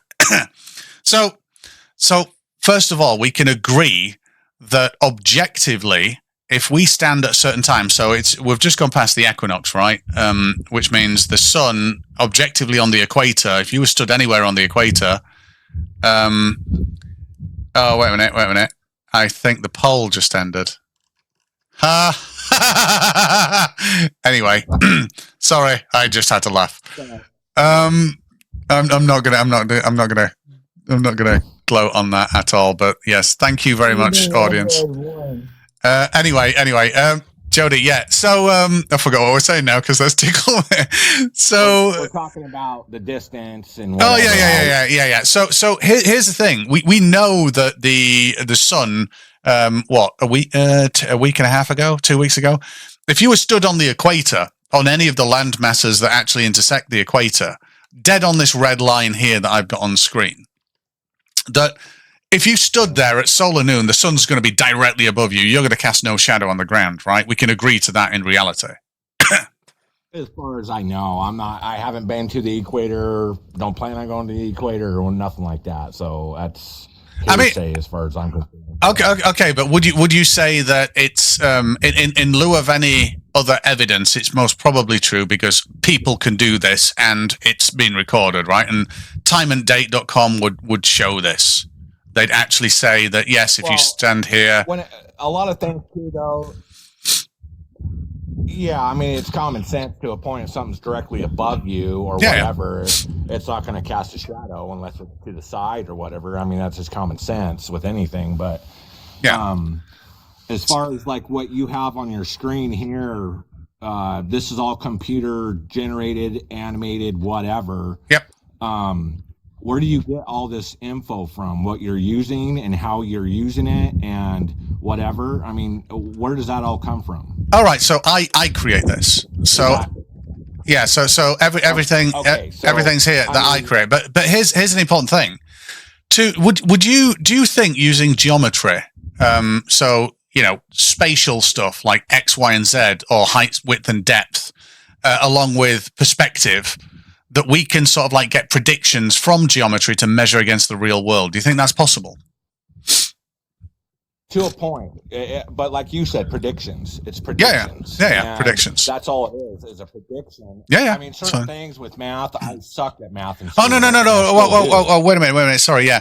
I fucking, even though math is part of my job, I actually hate math as well. But I know, but geometry is, even though geometry actually exists in the realms of maths, the predictions that we can get out of geometry are purely visual, which is fucking cool because I don't want to do fucking equations on a sheet of paper. I want to say, hey, if I create this box in front of me and it's a meter by a meter and I move it away to this distance, what the fuck does that look like through this kind of camera? And I want to give me a prediction, and then I want to look at reality and go, fuck me, yeah, that matches, or oh, that doesn't, yeah. So it's less about math, it's more about logic. It's more about logic and determinate logic and producing a visual that I can measure against reality. That's a good process, right? And that makes sense. Yeah. I mean, there's to a point where you have to figure certain things out, but I mean, it's just like this carbon dating and however they say they carbon date stuff and they say, oh, this is 4 billion years old. How can you possibly know it's 4 billion years old if you don't know exactly when that was created? You'd have to be there when it's created or know when it was made to know, to go off of that baseline, to do some type of testing to know, okay, so we know for a fact, without a shadow of a doubt, not a theory, not a whatever, that this is when it was created or when. I mean, wait a minute. Follow me down this because I don't want to go to carbon dating. I don't want to go to the number 4 billion. It's irrelevant. Both of those, whether they're true or false, are irrelevant to the shape of the ground. Would you agree? Yes, but it all ties into everything because I mean, there's with that, and then they're saying, well, this is the reason why this is, and this is how we came up with this. So it all ties in. Who's they? Oh, by the way, can everybody share the live, please, so we can get more people in here as well? Because I do want to make more flat Earth friends. Well, as far as scientists and geologists and whatever, they talk about the carbon dating, they talk about this, they talk about that, and it's a theory, or they use certain things to try and come up with certain things to match what they're trying to come up with or figure out how. No, I get that. Jody, I get that. But I'm not someone that likes to scatter off onto something else. I want to stick on a very specific point. And to be honest, you could tell me NASA lies. I wouldn't even give a shit whether they did or didn't. You could tell me that carbon dating is an entirely wrong process and the deterioration of the radioactive isotopes in there are wrong. I still wouldn't give a shit because both of those are irrelevant to the shape of the ground that I'm stood on. You might be able to connect them with inference and say, oh, because of this, that, but they're really not connected. The only connections that are occurring is because you're making those connections, but they're nothing to do with me if I don't accept them in the first place. However, objective reality is not something that I can disconnect from because I'm in it, right? So that's and I understand that. yeah. So that's the first premise is I'm in objective reality. Now, in objective reality, I've got this map on screen. Would it surprise you to know that this map is that the map itself is here for a visual? It's utterly fucking irrelevant to what I'm about to show you. So the fact that, you know, the continents are laid out like this is utterly irrelevant. The only thing that I have it here because there is a place called Australia. I don't give a shit where it is, but I do know that on the Tropic of Capricorn, there's a line that cuts through Australia. Whether Australia is whatever shape, it could be shape of a dildo, it wouldn't matter. But there's a line that goes through it. Yeah, but get this, there's a line that goes through it. And in winter, on the 21st of December, the sun is objectively above the Tropic of Capricorn. So if you were stood in Australia on that red line there, and you look directly up at solar noon, the sun would be directly above you, just above your head. That'd be it. Now, that's something that happens every year on the 21st, right? So armed with that knowledge and armed with the knowledge that the sun will be back round the next day, guess what we can do? We can say the sun moves around a flat plane like this. We still don't need continents at this stage, but we can say it's cyclic, it's circular, right? We can do that. Now, here comes the first problem. First problem is if we're in Australia and we're looking at the sun, we can see it round the other side of, you know, when it's over opposite to us, but that's actually nighttime for Australia, but the sun's right there high up in the sky. And that's with it being 2,000 miles high. If I bring it down to 1,000 miles, I can still see it above in the sky. If I bring it down to 0, obviously it's now intersecting the ground. But why would you suspect? Sorry, go on. You're saying that being it all flat and the sun being as high as we're thinking it is, 3,000 to 4,000 miles high. Yep. And us being over here, that if it was up that low, you know, within our realm, that we should be able to see it from where we're at. Yeah, because this now is an observer on the ground. That's an observer in Australia. So the world, as far as I know, you know, is large, okay? And the sun not being as large as they say it is, 900 and 36,000 miles wide or something like that. I mean, I'm not bothered. This is a flat Earth thing at the moment. This is nothing to do with any figures from the globe. Yeah. Well, yeah, but I mean, it being they're saying maybe 3,000 to 4,000 miles in diameter, I believe. Okay. And as flat and as big as the Earth is, that we wouldn't be able to see it. Yeah. Okay. Yeah. So what? Yeah. So what is that reason? Perspective and everything. Right. So this camera uses perspective. Perspective is quite simply double the distance, half the size. That's not something that the sun does. So this is even failing now because if it's close, it's big. And then when it starts to go away, it gets small. So it's even failing now, but I'm willing to overlook that. But I can't overlook where the sun is because independent of its size and perspective, it's the center of it is always going to be the center of it.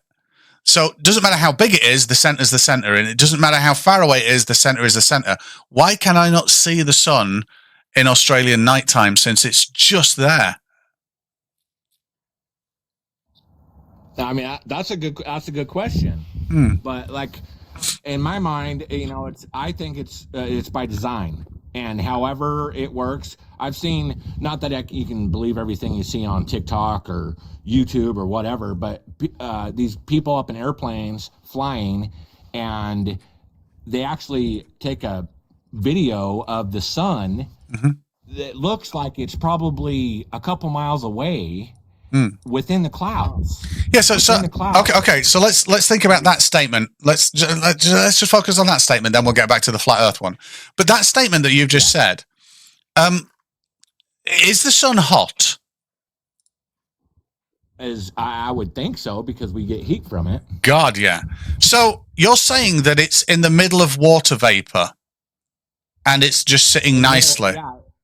Right. It shows like there's clouds and stuff behind it. So I've got a question for you. If that can heat half of the entire land mass, why are those clouds still there?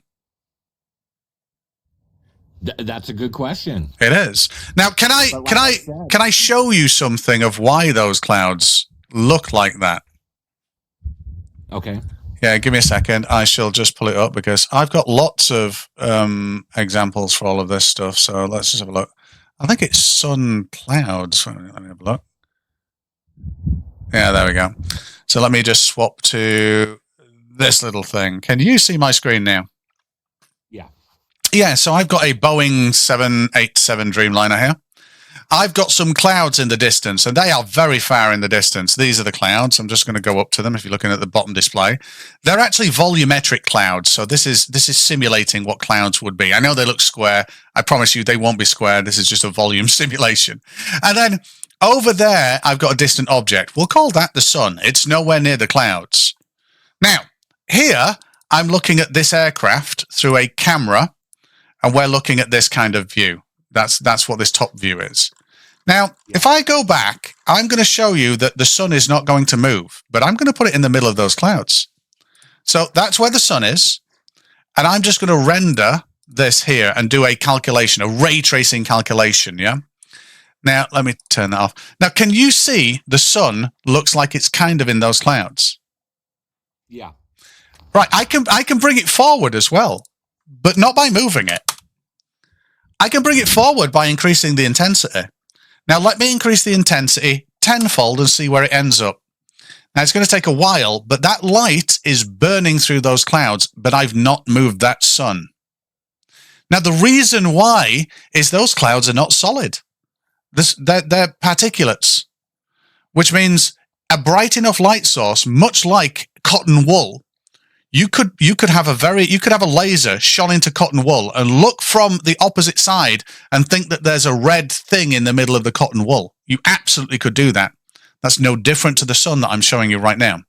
That video I saw, I mean, anybody with common sense that saw that would say that is right there. I mean, yeah. So, but here's the thing. Here's the thing, Jody, is if that sun was bright enough and strong enough and hot enough, then those clouds wouldn't exist.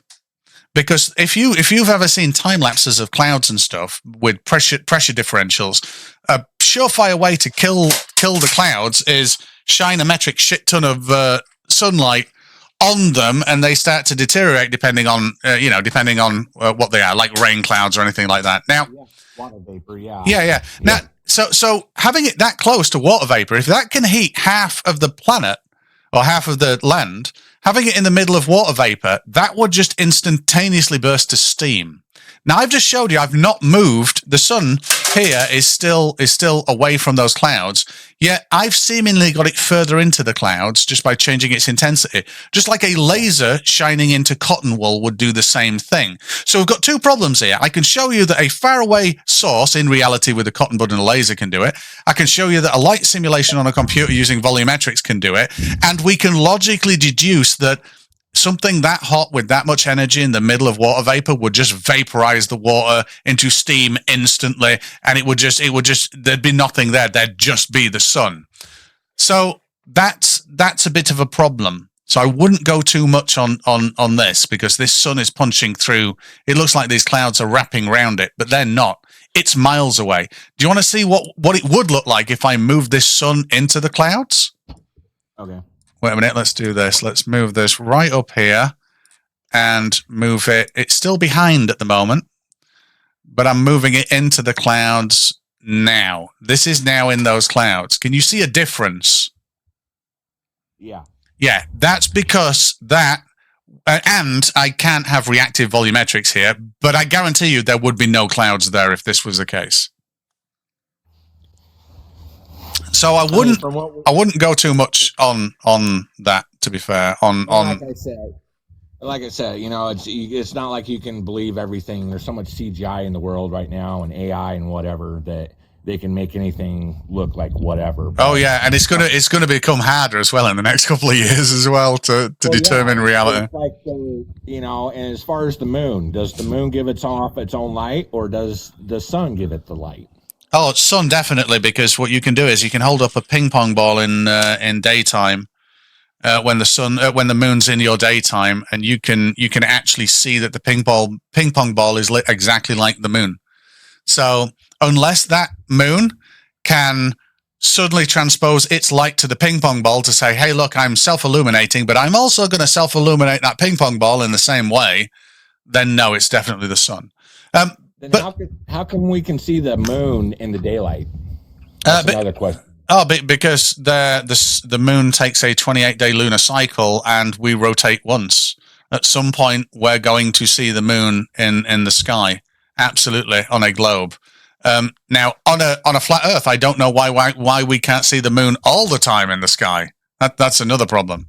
So, but do you notice why do we see the moon sometimes on a 28-day lunar cycle around the heliocentric model with the Earth rotating once is a problem for you, but the moon always being above the surface and always having the ability to interact with the sun on a flat Earth isn't.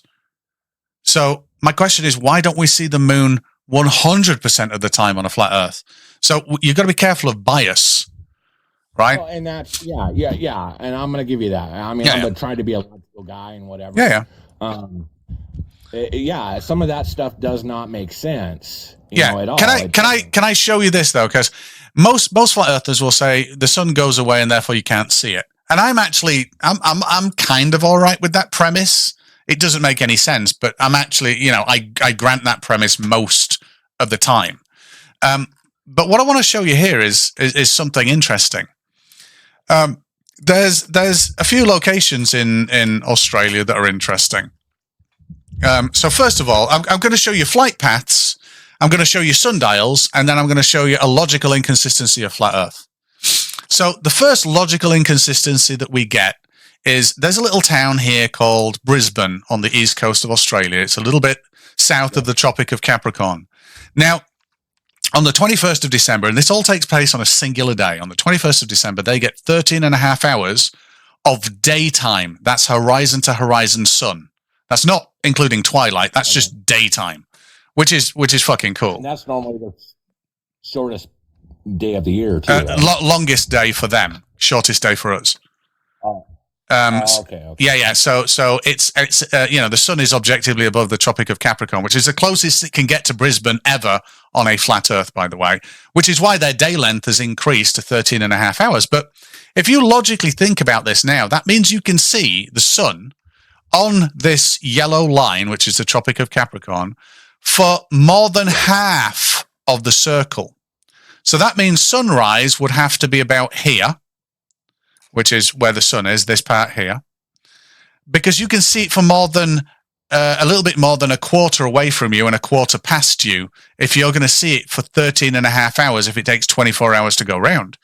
Now, this presents the first problem is no one sees half of a circle in their sky like this from the ground. But then the second problem comes in, and that's the fact that, well, if we go and get the sunrise directions, this red arrow here, let me turn the tropics off.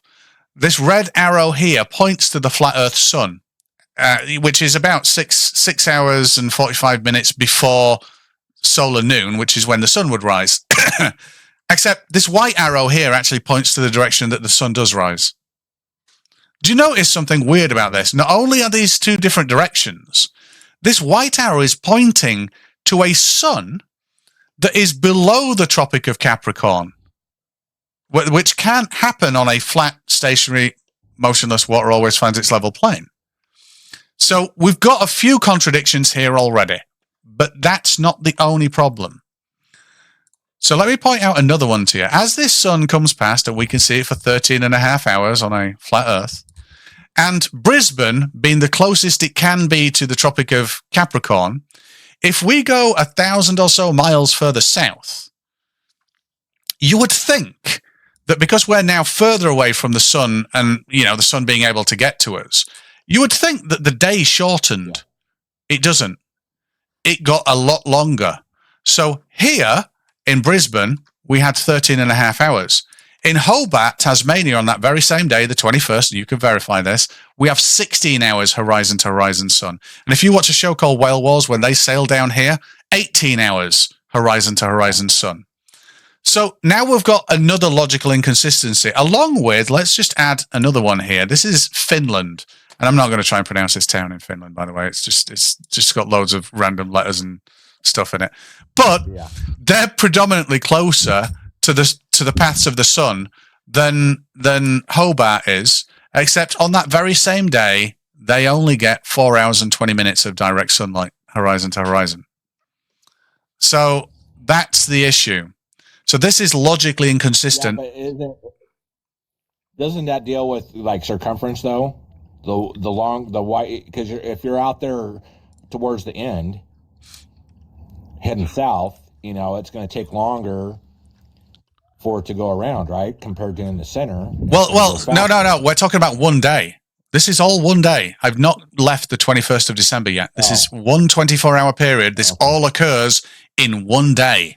So I got further away than Brisbane, and my day increased. If I go all the way down here in Whale Wars show, my day went from 13 hours to 18 hours, and I'm getting further away from this yellow circle. Yet, closer to all the circles is Finland on that day that gets less than 5 hours of direct sunlight. Now, this is problem number 4, believe it or not. But let me finish on this really quickly. So let's have a look at another problem. There's 2 flights that occur, and sorry about the pink dildos. They are the same pink dildos that I use on the globe as well. But there's 2 flights that occur here, and one of them is quite regular. So one of them here goes from Santiago to Sydney, and on a flat Earth takes place over 27,000 miles. No aircraft, civilian aircraft, can travel that distance. Now, there's another interesting thing. So it'd run out of fuel like a third of the way here. And this actually skirts the Antarctic region. So out of the left, you can see ice. Out of the right-hand side, you can see the Indian Ocean. Now, what's interesting here, though, the Pacific Ocean, sorry. What's interesting here, though, is there's another flight from Johannesburg to Sydney, so South Africa to Sydney. But no commercial aircraft can make this distance either. And these are flights that you can track. This one goes almost every day, and this one often is only 2 times a week. But you can track them on flight radar and monitor how long they take. Now, some would argue that you could move South America. Would be the quickest distance be like a straight line, though? Don't they do straight lines? This is like no. Okay, the biggest, this is the longest route. Yeah, except a straight line on a flat Earth would go from Santiago straight up the continental United States, across the Bering Sea, and then back down, past Japan to here. But no, it still wouldn't be able to make this flight. It'd still have to refuel in the continental United States, and then it would probably be looking at refueling in Japan, to be honest. Yeah, so you're saying these pink lines here are nonstop? Yeah, and you can track these paths on flight radar. Now that's another problem. I'll show you these in a second and how they work. But these you can verify with yourself. In fact, you can take these flights and verify the time, and the distances and time on a flat map don't add up. Now, even if I decided, well, South America, we'll just move it closer to Australia, and then South Africa, we'll just move that closer to Australia. But then we're faced with the problem of continental Europe and North Africa flying to South America. Those flights now don't work if we did that. Whereas here, even though they're a little bit longer, they still do work. So that's another problem, is the flight paths. Now here's the last problem. And don't worry, I'm going to present you with solutions in a second. But here's another problem. You're aware that sundials have been around for quite a while, right? Oh, yeah. Yeah, so a sundial works off the position of the sun. Now, the only thing that we need to worry about here is the sun is going to be over the Tropic of Cancer, which is the height of Northern Hemisphere summer.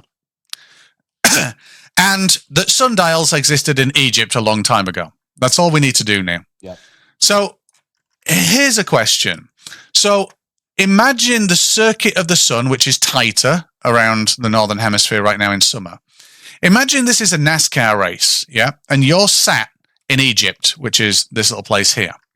Now, you're going to use your head and you're going to look at the NASCAR race as it's going all the way around here.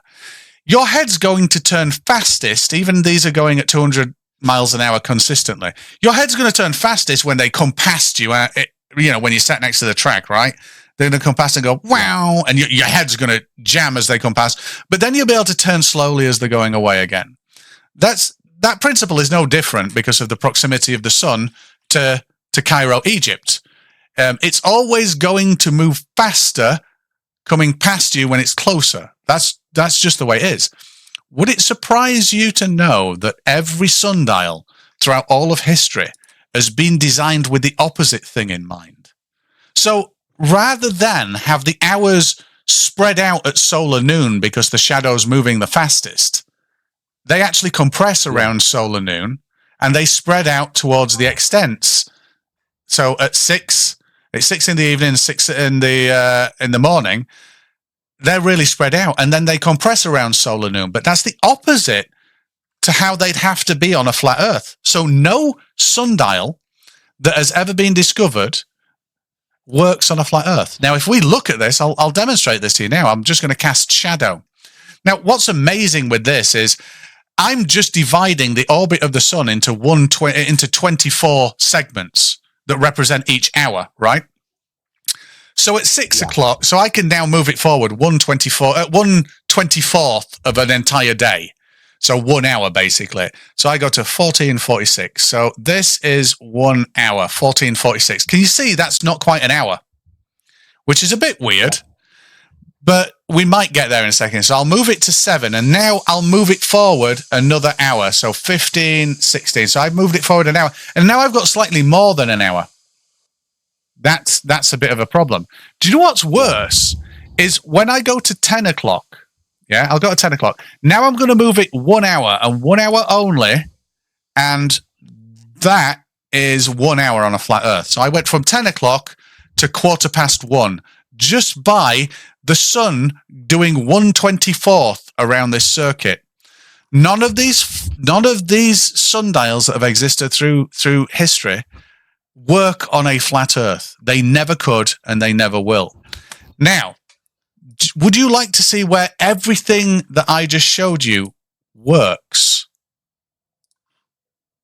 Where every single point that I just explained to you actually works. And unfortunately, I'm going to need this big bastard to do it.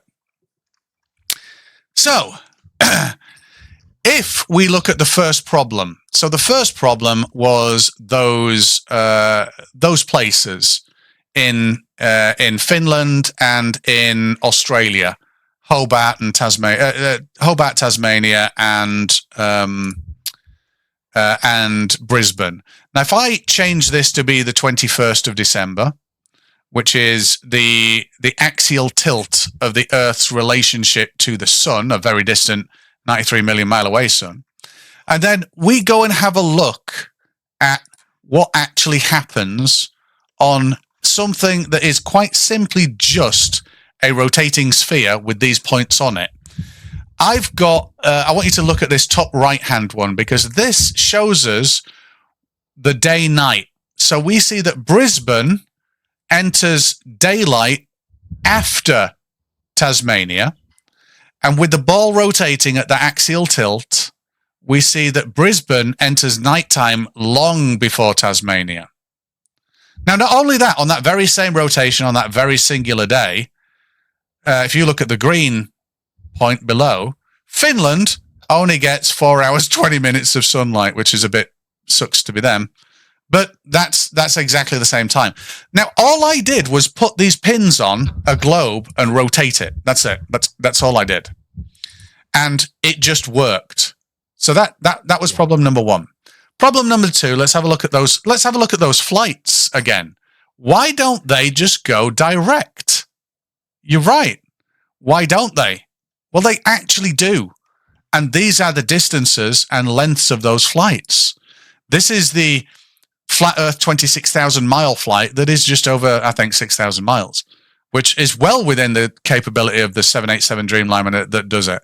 And Johannesburg to Sydney, Again, a 787 and an A380 fly this, and this is well within their capability and matches time and pretty much direct.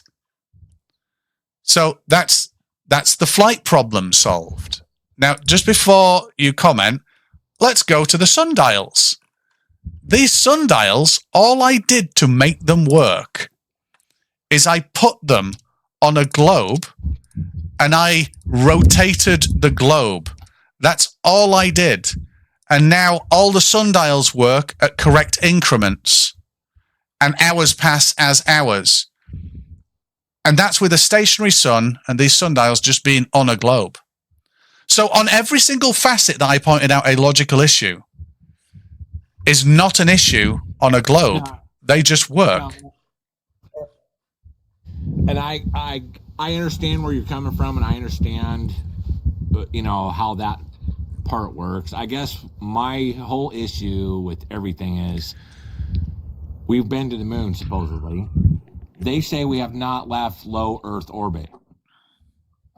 What does that mean? I don't know, because that's hearsay, and regardless. Well, yeah, but wait a minute. Listen, Jody. Neil deGrasse Tyson is supposedly knows everything to a point. And well, here's the thing. Here's the thing, Jody. I didn't even know. I mean, he might be big over there in the States, but I didn't even know who Neil deGrasse Tyson was before getting into flat Earth. I didn't. That name held nothing for me. I'm from England. I think there was one show that it was on in England, but I don't have a TV license. I don't watch live TV in England, so I didn't even know who the hell that was. And to be honest, even if I did, that's still someone else saying something about something that's nothing to do with the shape of the planet for me. The shape of the planet for me is what I can use and is useful. Do you want to know how I used the shape of the planet? I had an extension, right? I had an extension built around my house, and I needed to plan my kitchen. Now, the one thing that I didn't want to do is inside here, where my kitchen is on this black back wall, and the living room area, or the sun lounge area. I've got some skylights up here, and I didn't want them in my face when I'm cooking, and I needed to figure out how am I going to make my kitchen. So all I did is I placed my house in the orientation that it is, in the direction that it is, on a ball. That's all I did. And then, since I don't have to worry about winter, because we don't get fucking sunlight in winter that much in the UK, it's all overcast. But I do have to worry about summer. So then what I did is I thought, I'll tell you what, I'm going to have a look at what that sun does through the bay window and on those two skylights to make sure they don't hit me in my face, just by simply putting my extension and my new room on a ball and rotating it. And guess what? This matches 1-to-1 with reality and how I designed my kitchen. Now, just to prove something else to you as well, because I haven't got a time lapse of this yet, because my daughter and my girlfriend are offering this room, and I don't want them on the time lapse. But and I don't get sun at the moment anyway, because we're like winter. But in a couple of months, I'll be able to do a time lapse to show you this is exactly what it looks like. But here's an interesting thing. I decided on this house segment here. I've got outside cameras looking at this road, so I thought I'd build the road and I'd build this singular lamppost here. It's hard to see the lamppost, but the lamppost is actually, let's have a look. That's a lamppost there. Now, all I did is planted it on a sphere, and then I rotate the sphere. Now, I'm going to show you. I'll transition to my desktop area, and I'm going to show you a video of this camera. So give me a second. Outside camera. Here we go. So this is the outside camera of my house, and I noticed something about the shadows here. If you look at this lamppost, there's a shadow that crosses the road, and it comes directly perpendicular across. So it's coming 90 degrees from the curb straight across, almost. Give or take like a fraction of a degree, but it is. It gets cloudy there, but then it comes back out. And can you see how the shadow went across? I thought to myself, well, hang about. Let's have a look at the date. And the date here quite clearly says 13th of the 11th, which is 13th of November. Okay, cool. So that means if I rotate this to the 13th of November, So January, February, November. So 13th would be about here. And then if I go and have a look at the view outside here and then rotate the globe, what actually happens? Oh my God, that lamppost just comes straight across with my house on it.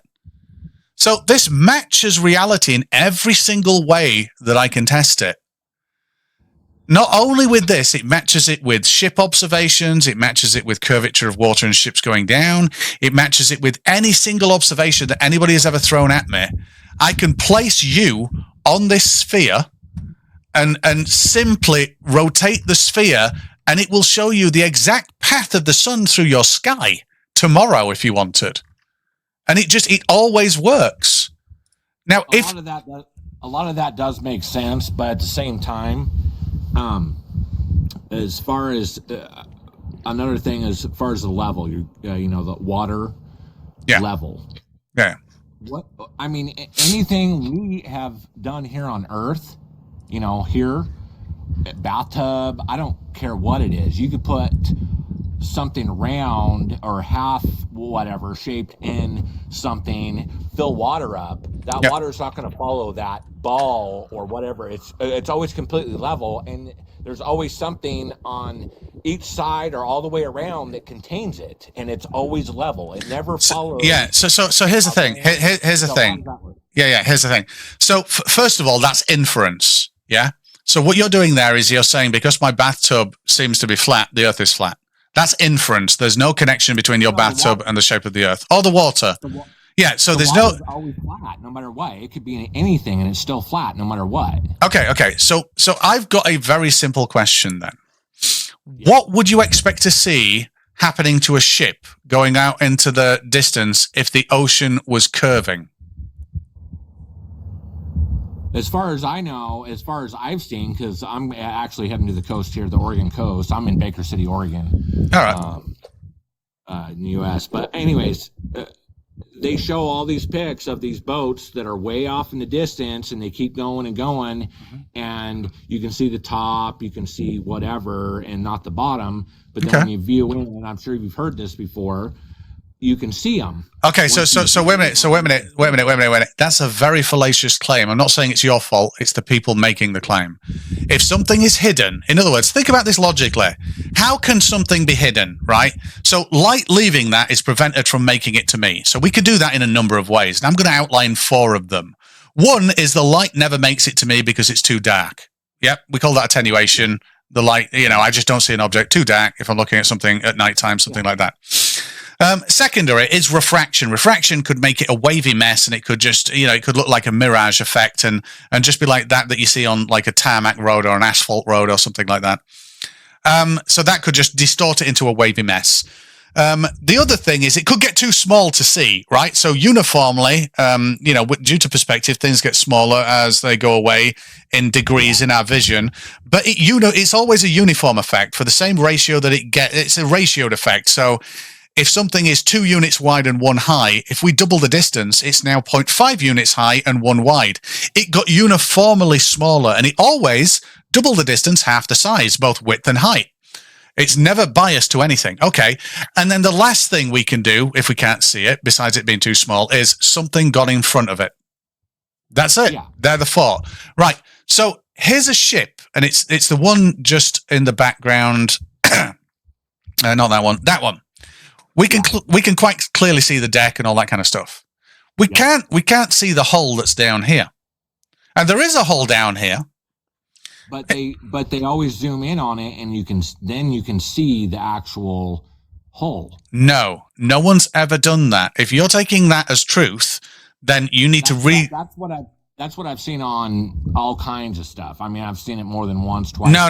Because, if you imagine this, imagine this, because I also do photography. That's not a thing that happens within optics or the realms of physical reality. Because if you think about it, if water is covering this, you're telling me if I zoom in, either the water's going to go down or the ship's going to come up. What's going to happen if I zoom in? Because at the moment, the water is covering the bottom of that ship. what visual effect is going to occur for that water to move out of the way of that ship. So we've only got two options, or a combination of two. Every time I ask that question, or every time somebody else brings that question, they say refraction. All right, so refraction So is yeah. How does refraction bring that back up to where you can actually see the hole? And they say, "Oh no, that's refraction." Yeah, no, that that's doesn't make sense either. No. We can ignore refraction. Refraction predominantly makes very little effect. It's only in extreme cases that it will make extreme effects. So we can predominantly ignore it. Yeah, it doesn't actually help flat Earth. It actually helps the globe, but that's why I choose to ignore it. No refraction, but in saying that you can zoom in and see the bottom of this, do you not think the military would be interested in that? Because when something gets in front of something else, if you could just zoom in and that thing in front would just slightly disappear a little bit, that would be awesome. But that's not something that happens in reality. How do submarines and torpedoes and stuff like that work if they're miles and miles and miles away and can target in on something and know exactly where? Well. Again. Let's just stick. Remember, we've got to stick to a single topic, a single example, rather than going on to loads. I'll address those after. That's my issue, because if it's curved and you're underwater and there's curvature, evidently, you're saying, you know, they work on. Okay, if you wanted an answer right now, but we'll cover it later. That works on buoyancy. It's about pressure. A torpedo, much like an aircraft, rides a pressure differential. So what actually happens there is it floats on a pressure band or a buoyancy band in the water, which is how ballast works for even surface ships as well as submarines. But it's irrelevant to this at the moment. I'm telling you that this ship is going away, and if we watch it, it gets lower and lower and lower because it's increasing its distance from us, right?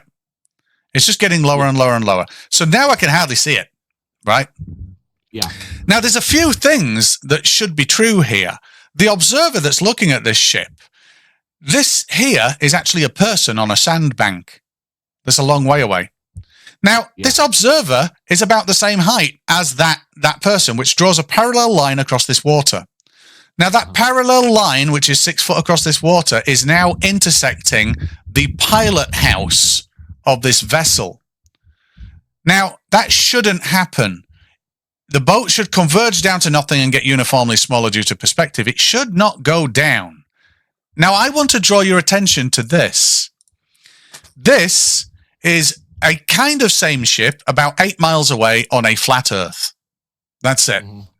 Now, whether it comes closer or whether I move it away, it just gets smaller. That's all that happens. Yes, it might get too small to see. We can zoom in, but it uniformly does so. It never goes down. Now, here is a ship on the horizon on a globe or curving water, because I've got curving water on this one and flat water on this one. This one now is on curving water. If it goes away from us, this is what curving water predicts. Now, that ship there is still on the water. It absolutely is. This is it here. It's still on the water, but it's over a curve. And I can just get rid of the curve, show you that, hey, the ship's still there. It's just water that's in front of it. Now, what was important here, the most important thing, is actually not that the water's in front of it. That's not the most important thing. Most important thing is that it was going away from us and it didn't converge due to perspective, which is that pink line. It started going down, and then it went down, and then it kept going down, and then it went down. And that matches this. That matches this. That is a curving water surface. This is a flat surface. This is curving water. This is a flat surface. So one of these actually matches what's real in reality without saying, if I zoom back in, I can see the bottom of that no one's ever demonstrated. Because there's a very specific caveat here when someone says they can demonstrate that, and that's if you've got a vessel where you can quite clearly see, you know, the chimney stack, the pilot house, and then whatever this fucking thing is that shoots out the side that they go and stand on. If you can quite clearly see that, why the hell can you not clearly see the much bigger part of the ship that is above the water? There's that's That's a good question. It is. That's a definitely. Now, the interesting thing here, let me just finish. The interesting thing here is to explain this, I just had to have curving water. That's it. 1 degree over 69 miles curving water, and that is it. And that explained this beautifully. Why can't we replicate that then on anything that we can survey ourselves or test ourselves? You can go out and stand. If you were watching this ship right now, yeah, let's pull it back. Let's say the observer was higher, right? So let's say you place yourself, like, I think this is this is astronomical height. This is about 90 foot up the pilot house. But imagine you could place yourself high up above the ocean at 90 foot, which is at the height of the pilot house. Now, actually, no, sod that. There's an easier way to do this. Here, the observer is at the center of that red band, yeah, on the geometry. A curve predicts that when it goes away, you're not going to see that red band, and then everything's going to shortly follow and go down. Whereas on a flat Earth, if you're at the height of that red band, you're always going to be at the height of that red band. And you're always going to see that red band. Oh, wait a minute. I'm moving it in the wrong way there. You're always going to see that red band. That's it. It's never going to go down. You're just always going to see it. It's now 50 miles away. This is 5 miles away. This is 3 miles away. That's about 10 miles away. You're always going to see it. Whereas on a globe prediction, that's 8 miles. Well, that's 10 miles away at the moment. You're not going to see it because when we bring it up, it comes up over the curve. This is the prediction. Now you can now go out armed with that prediction of those two very different scenarios and say, what does a ship do when it goes off into the distance? If you stay where you can read the logo on the chimney stack, it goes down. I can still read the S on, it's harder for you guys, but I can read the S on the chimney stack there. Yeah. And it's just going down. That's all it's doing. It's now getting lower and lower and lower. It's just getting lower. Now, at some point, this video ends in the next 2 minutes after this, and we can still see it when it ends. But if I was able to maintain this, that S would sink below my eye line. There is no possible way it would ever do that on a flat Earth. But it's easily predicted on a globe with the ship just going away. That's it. It just goes away. And I understand a lot of that. It makes sense, but I also believe in perspective too. And there's certain things that we see from perspective that doesn't seem like it should make sense, but it does. But here's the thing. Here's the thing. This is a 3D scene.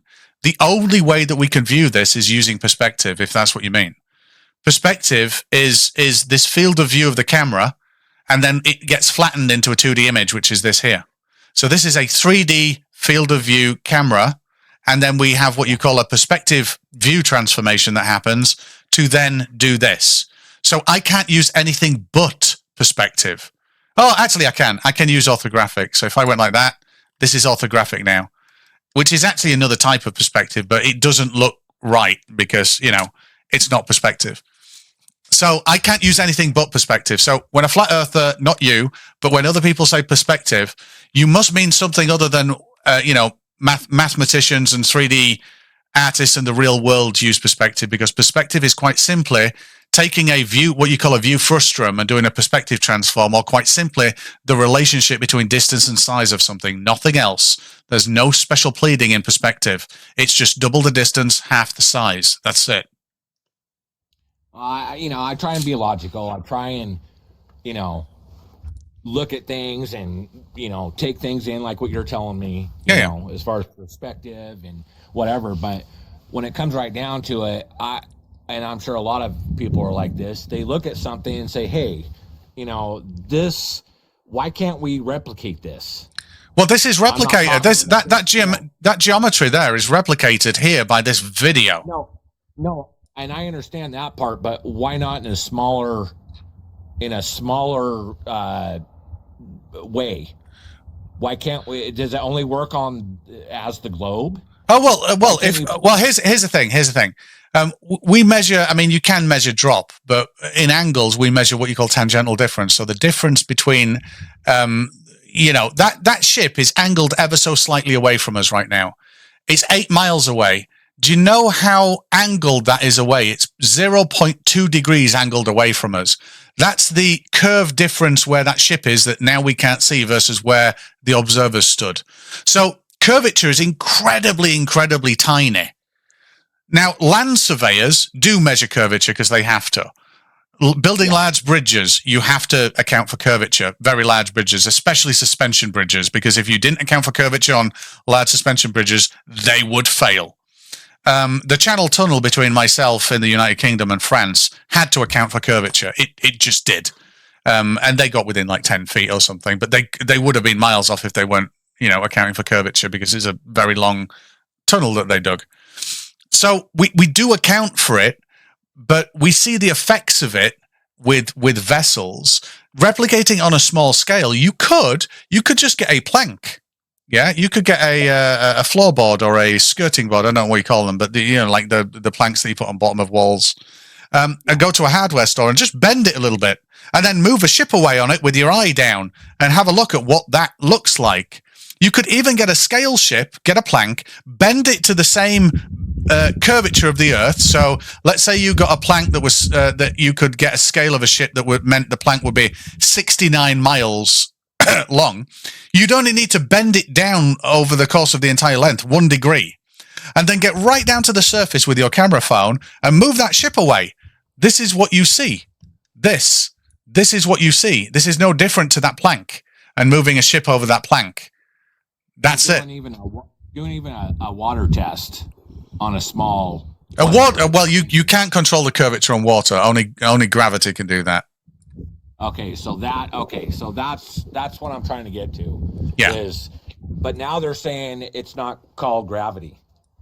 Now they're saying gravity's not a force. It's not a force, is what they're saying now. Yeah. Well, I mean, again, that's just a nonsensical point. Whether gravity is a force or not, whether it's classically defined as a force or not, or whether you use. Wait a minute. All of that. No. The globe isn't designed. So all of that is irrelevant to the shape of the planet. It's utterly irrelevant.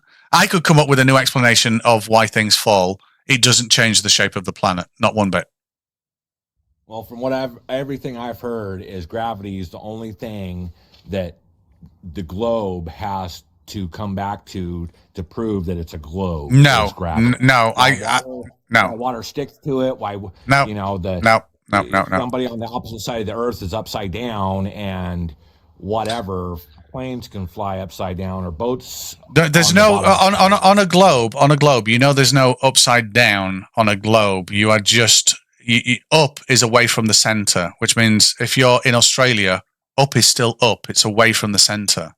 Yeah, but what about the opposite side of the Earth? Wouldn't that be somebody? I mean, realistically, logically. Wait a minute. Wait a minute. And do you know? Wait a minute. Okay, so now we've got another thing that you could test. No flat earther does this because it proves them wrong. I'm not saying you. I'm saying other people. Yeah. So imagine this. So what you've just said is, if we're on a magic space ball, yeah, a magic space ball where up is very different for an observer in a different location, but if that observer can see the same object as you, something big, something that you can both clearly see, but they're in a different location. So let's say the moon. So if their up is completely different to yours, that would mean that the moon would be if you both took a photo of the moon simultaneously, that would mean that the moon would be a very different orientation from both of you. And that orientation of that moon, since your up is completely different to the person, let's say in Australia, being up, it would almost be 180 degrees, like the moon was rotated 180 degrees for them. Do you want to know that that's a thing that you could test? Because you could invalidate the globe with that one test. Both you and someone in Australia take a photo of the moon simultaneously. Because for them, it should be completely inverted than what it is for you. The sea of tranquility for you at whatever time, let's say, is at the top right, it should be almost bottom left for them. That's it. Job done. If they're upside down, in relation to you, not to the ground, but in relation to you, that right there would prove it, wouldn't it? Well, isn't that reality though? If we're a globe, we're actual. Yep, and you read it, and that test has been done many times, and it turns out it is a globe, and it corresponds to your latitude. Yeah, it's been done a hell of a lot of times that, and it's I'm going to build an example of that so that people can do it along with their observations on the globe. You know, all those things that I showed you that work on a globe. That's going to be number 10. Is, hey, look at these observations of the moon simultaneous, and look at how they don't work on a flat Earth, and look at how they do on a globe. And that's going to be number 10. It absolutely is. I'm going to do that because it just works. Because yes, in relation to you, their up is in a different direction, but their feet are still on the ground. Now, when you come to gravity, like I said, gravity being a force or not is actually utterly irrelevant to the shape of the ground. I could say magic. I don't mean to be. This isn't facetious or taking the piss. Well, it is taking the piss a bit, but not out of you. I could say magic fucking pixies that are invisible are responsible for things dropping when I release them. You know, and that's it. And they just want to fool us into thinking it's a force and accelerating down and all that kind of bullshit. That still has no bearing on the shape of the Earth, because I can still look out and say, if the water's curving, this is what I would expect to see. And when I look out and see it, it's there like, oh, okay. And if the water's flat, this is what I would expect to see. And when I look out, I don't see it and think, okay. So that didn't require the pixies or gravity. Now, if you want to discuss gravity, I'm fine with that. If you want to know, I just look at everything all together to a point. You know, the Earth is supposedly a globe. Circular. It is. The water conforms in a circle around it. Yep. Why can't we replicate that? We can't. We can't. Well, first of all, the problem is, why can't we? Well, the Earth, water conforms to forces acting upon it, right? Do you understand that? It's supposedly that's gravity. Well, yeah, right. Okay. So That's why I'm saying yeah. So on a globe, what's responsible for that gravity? I don't believe it's gravity. I don't believe it's a force that holds. Okay. Yeah. No. I'm not going with what you believe. We'll tackle that in a second. But what on a globe, on my model, what creates that gravity? I have no idea. The spin? No, it's the mass of the Earth. So absolutely everything to do with this big, beautiful ball, it's actually every single atom that this thing is made up of has a small gravitational field that, when combined and compacted, create a large gravitational field. Large in relative size, it's actually a weak force, but it's a large gravitational field, the mass of the Earth, right? Now, for you to say, I want to replicate gravity here on Earth while being on Earth is disingenuous, because the Earth is generating more gravity than I could ever show you because of its size. It just is. Nope. There's no way to get out of it. Right? Do you get that? Oh, Jody, I've lost you. Are you there? Are you there? Yeah. Can you hear me? Hello? Uh-oh. Can you hear me? I can definitely hear you, and I'm looking at my readout. My internet's crappy. Right, okay. Do you want to drop and try and come back? Sounds like you're in the middle of... Hear me?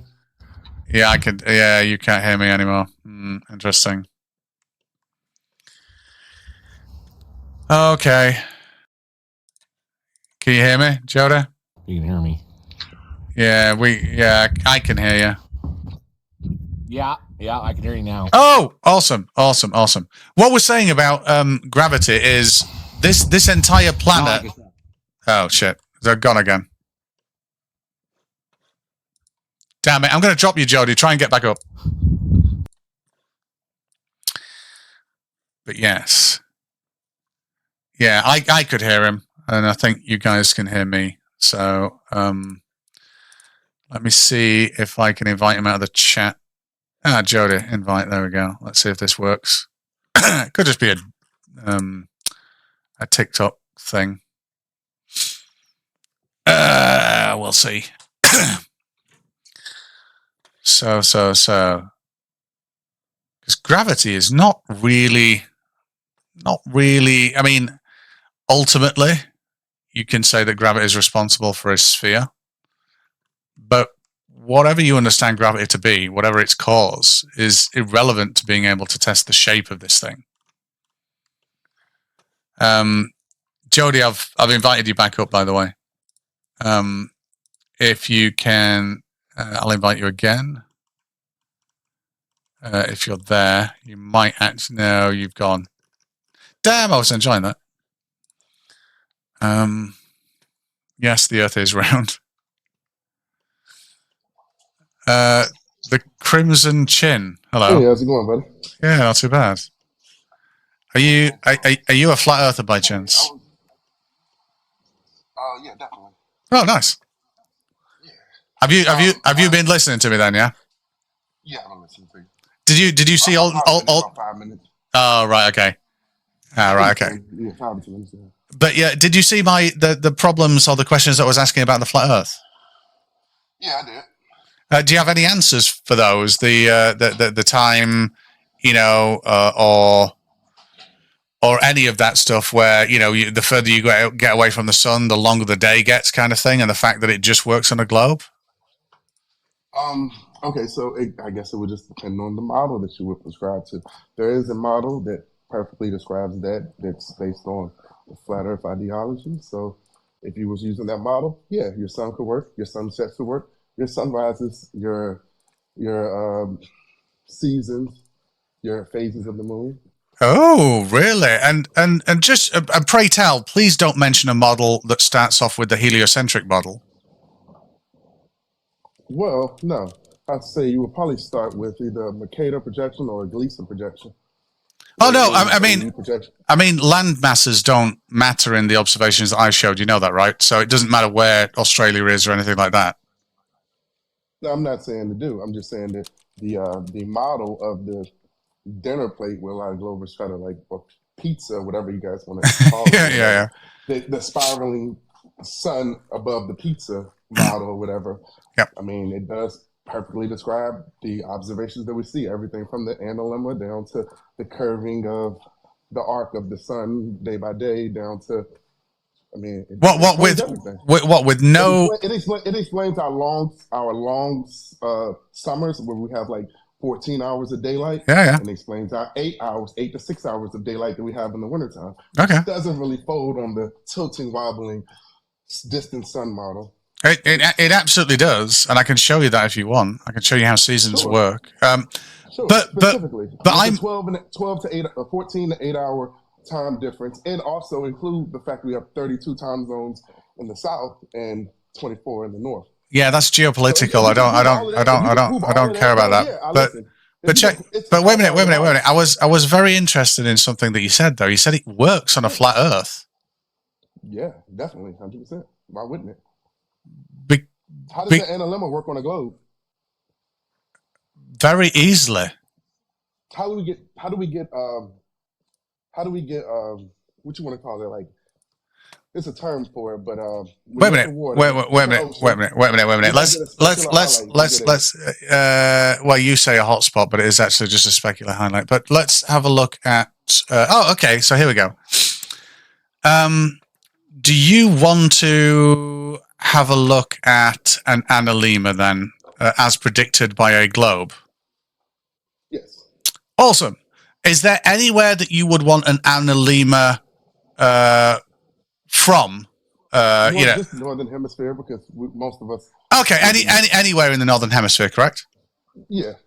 Okay, cool. And at what time of the day would we be looking at this analemma? So let's say I'm in That's Spain. Not how analemma works, though. Wait a minute. Please let me finish. Sure. So I'm going to say, yeah, this is going to be a year observation. But I'm going to say, let's say, I'm in Madrid, Spain. And when I say what time, I'm on about what time of the day will these year long observations take place. So I'm going to say, what should we say, like just before solar noon? Is that good?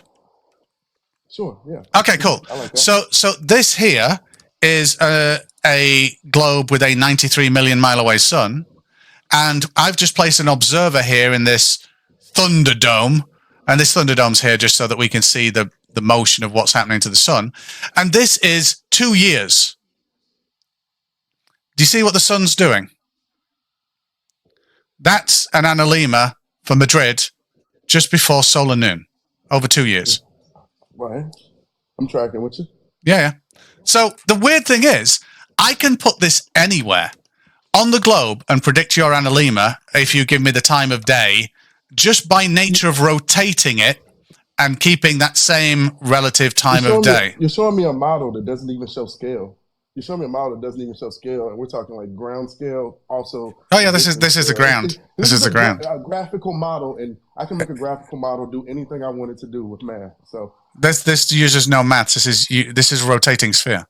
That's it. This thing here. Is it accounting for the Earth spin as well? Yeah, as this is the Earth spin. Wait. No, as well as the other 4 motions of the Earth. Other 4 motions of the Earth. What are you on about? Because the universe itself is moving. The galaxy's moving. Our solar system's moving. All of them. We're rotating around the sun. All of them. We're not. Yeah. Wait a minute. So the only thing relevant in an analemma is between the Earth and the sun. Not anything else. Just the Earth and the sun. That's it. That's an analemma. Well, the issue we have with analemma is the fact that we have a sun analemma and we don't have star analemmas. We don't have star analemmas. Nope. You don't see the North Star or any star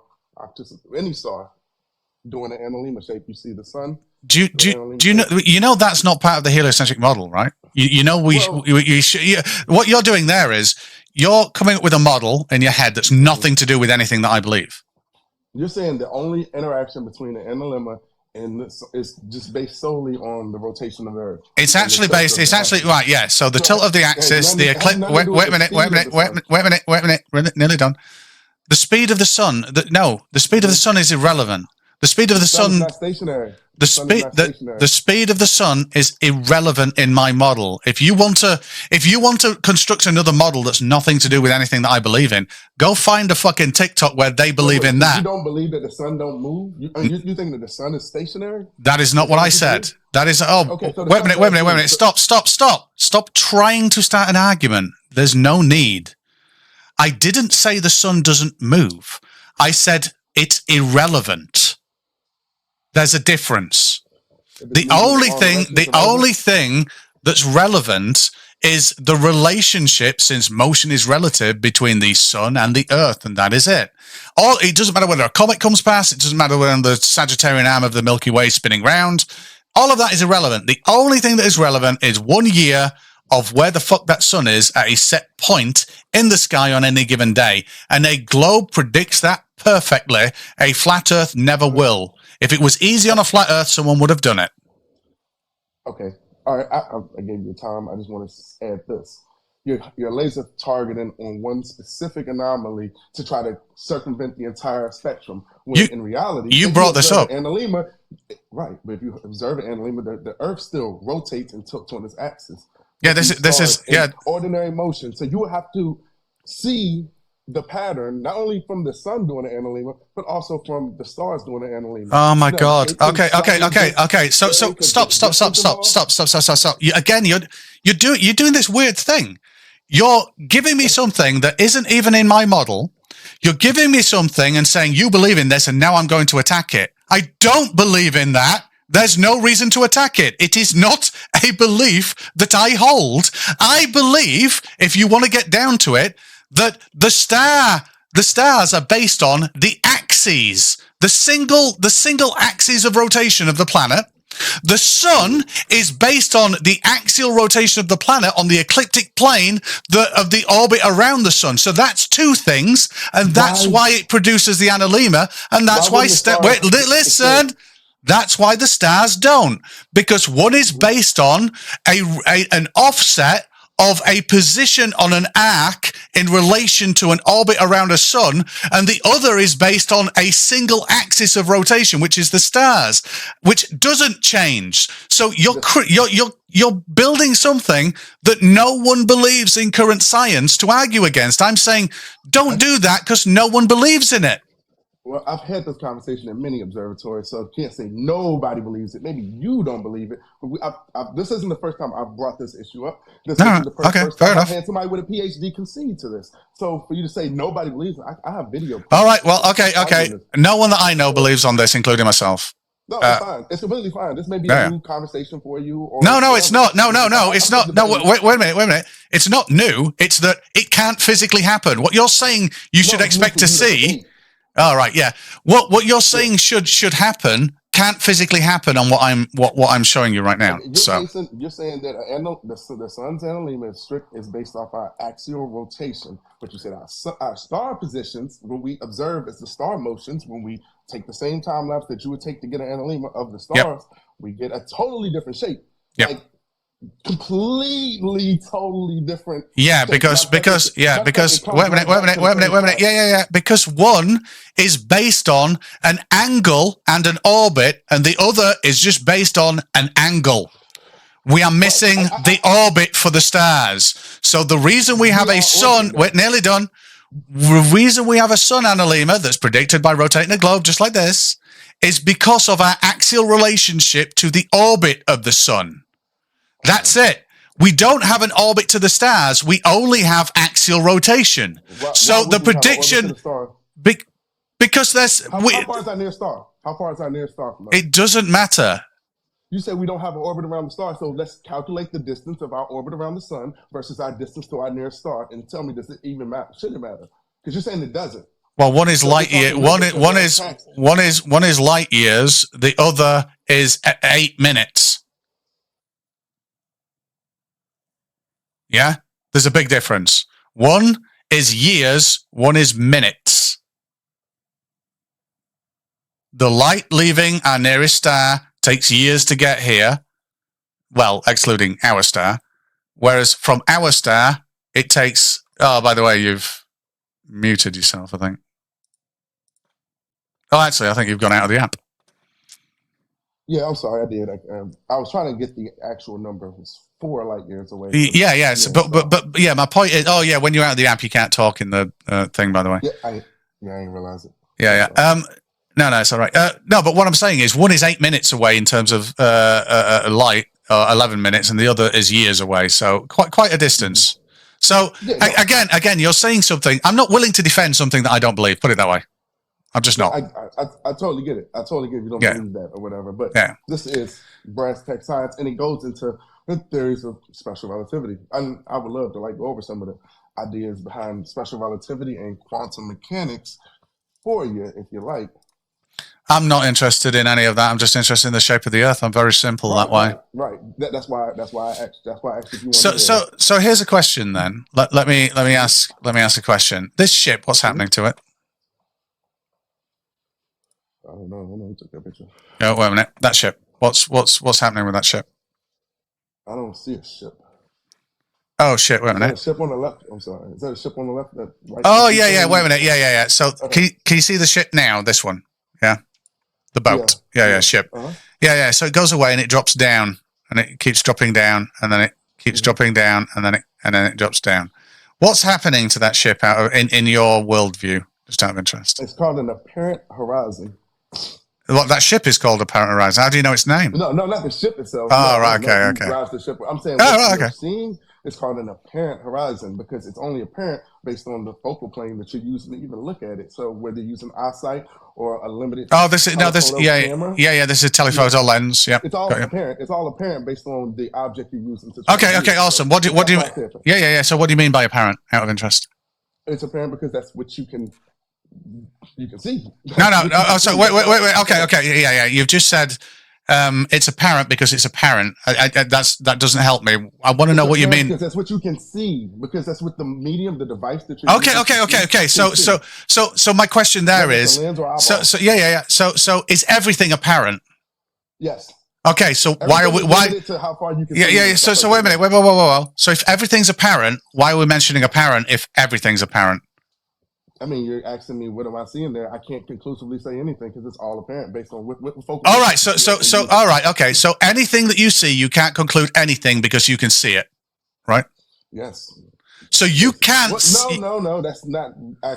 Go ahead, Doug. I'll let you finish. No. I'm still trying to. You mentioned we see this world as apparent. So like everything in it. Yes. Like, if you heard a sound, you can't say, "Oh, that sound was specifically a refrigerator phone," because you don't know. But okay. Yeah. I get you now. I get you. This world is apparent because you have senses to see these things. Okay. And you can improve on these senses using technology. Okay. Say, Cool. You have the absolute truth. No, because if you had to sit back and say that these predated experiments showing like boats going over a curvature or whatever, saying that the boat has to be going over a curvature before you invented a long distance telescope or no like that. It's like it's blasphemy. So you're like people parroted that. Bill Nye went on TV into all the schools and said you can see a boat. I'm not bothered. I'm not bothered about what other people have said. To be fair, I'm just saying that's the general consensus. You ask somebody. I'm not bothered about. I'm not bothered about general consensus. I'm asking for your opinion. That's it. Your opinion. My opinion of what?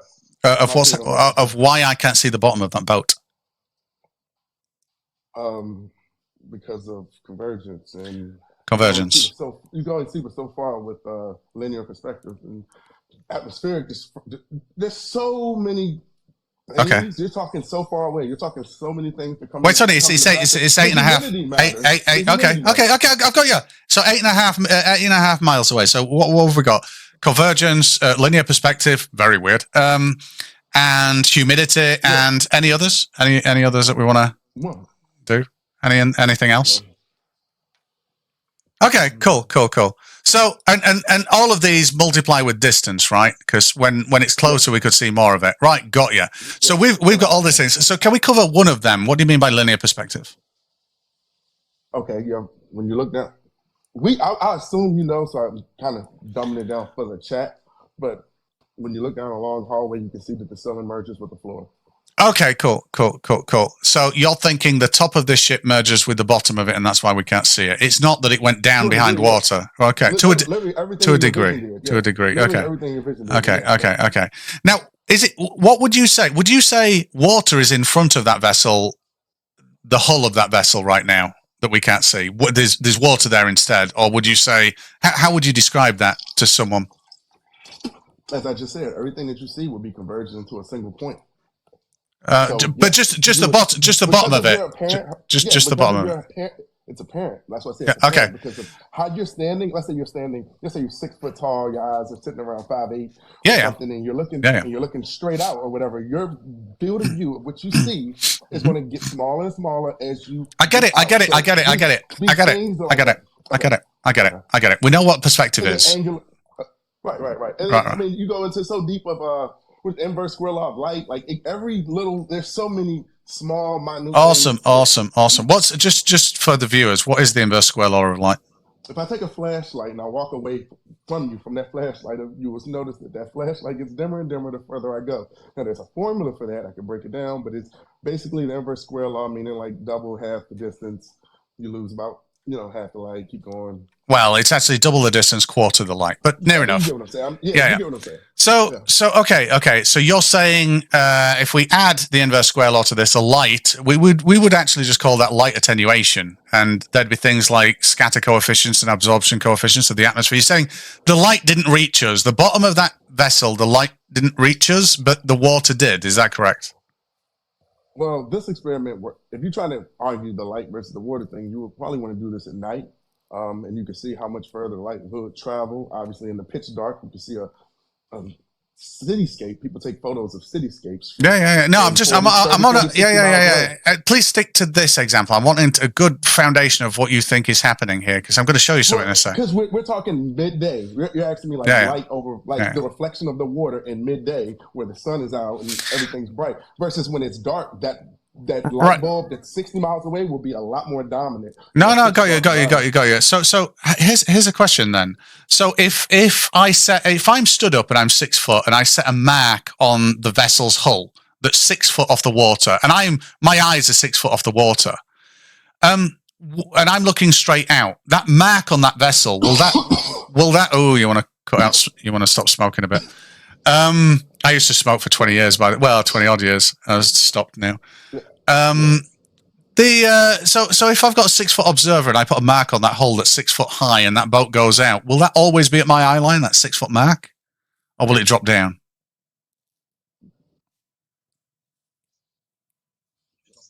No, I'm here. I'm terribly sorry. Somebody called me and they like cut the conversation. Somebody called my phone and they cut the conversation completely out. I'm terribly sorry. Oh, no, that's all right. No, that's all right. Yeah. So what I'm saying is, if I put a mark on the hull of this vessel before it left that was 6 foot off the waterline, and my eyes or this camera is 6 foot, would that mark always be in line with the camera, right? As it's going away.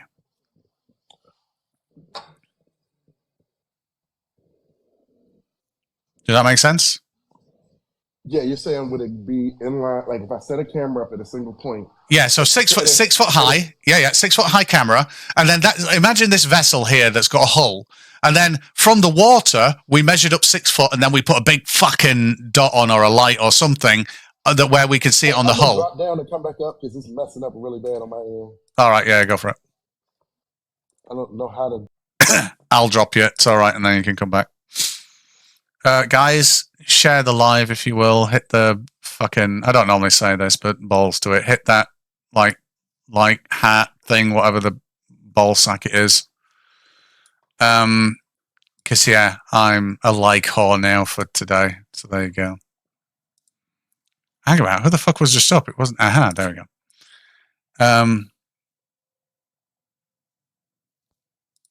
Crimson, is that better?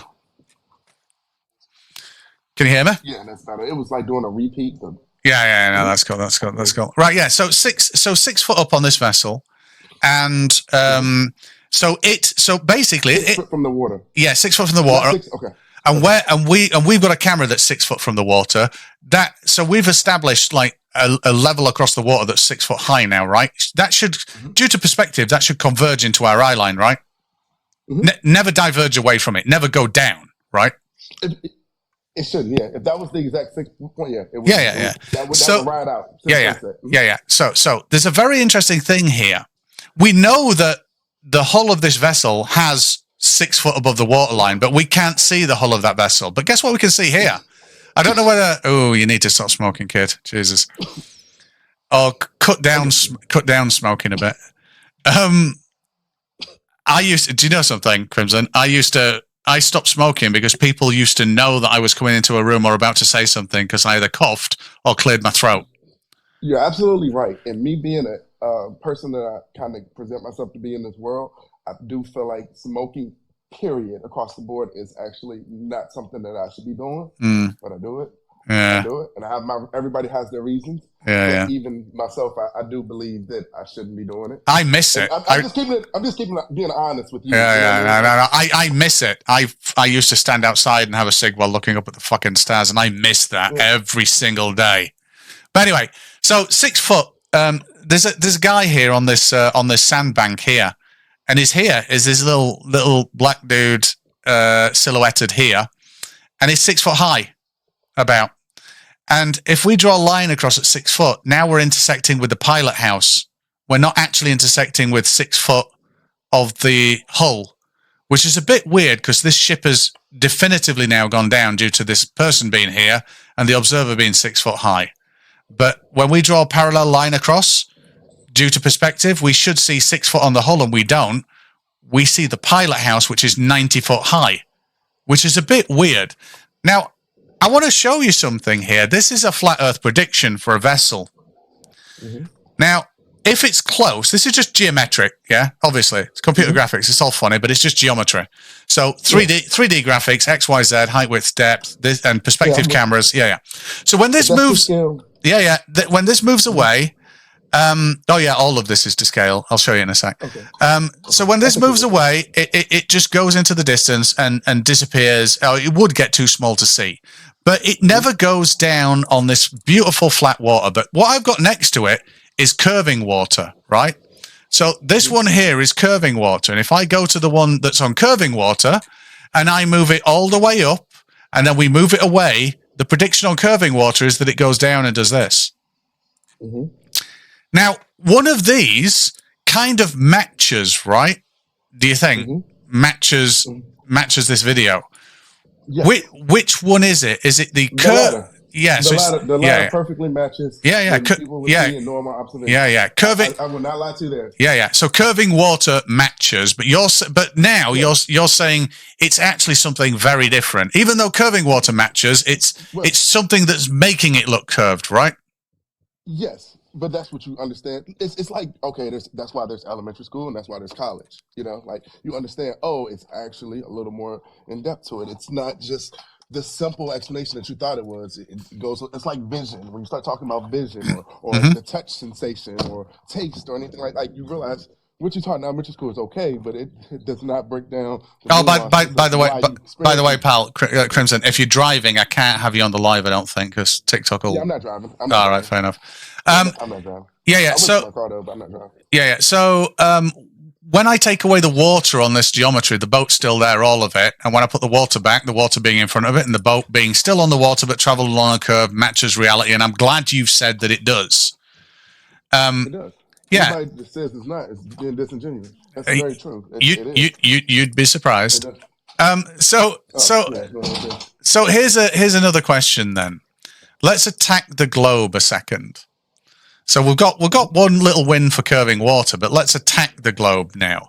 Do you think it's possible that if you gave me your state, and it doesn't have to be like exact, just give me a state. If you give me your state, would it be really weird if I put an observer on this globe and then simply rotated it? And by nature of rotating it and looking at a very distant sun, it would show what that sun would look like through your sky tomorrow. That'd be weird, right? If I could do that. Just by rotating a ball with an observer on it. No, not necessarily, but it's geometry based on spherical. It will work, yes. It will work. So my question is there any way where we could get an No, this isn't math. This is physical. This is what you call static geometry. There's no mathematics, algorithms, or expressions in this, and I make very, very sure that there isn't. My question about this is no different if you printed it out on a 3D printer and stuck and used like 10 football pitches to do exactly the same thing, be the same result. Is there anything that I could do to this that wouldn't be able to predict the path of the sun through anybody's sky anywhere then? Or will it always work? Well, okay. So it depends. It depends on your model. It depends on the models that you go by, because now you have to start splitting the hairs, because when you start trying to line up this, can we put the moon in this too? The moon is there, but it's not on. Oh, wait a minute, where is the moon? Yeah, it's because for all three of them to be precisely lined up with those toms. Oh, there you go. There's a moon. Yeah, we can do this with the sun. Yes, because that's called a two-body problem. There's a moon. That's not that hard to compute, a two-body problem. That's why I said it's mathematics. But a three-body problem, which what we experience here on Earth, you have the sun and the moon, which all of us undoubtedly observe. That brings a three-body problem with gravitation. And this argument came all the way back from Newton. Einstein openly talked about this problem. So no, we cannot get accurate measurements and predictions using a three-body problem using general relativity. No, you cannot.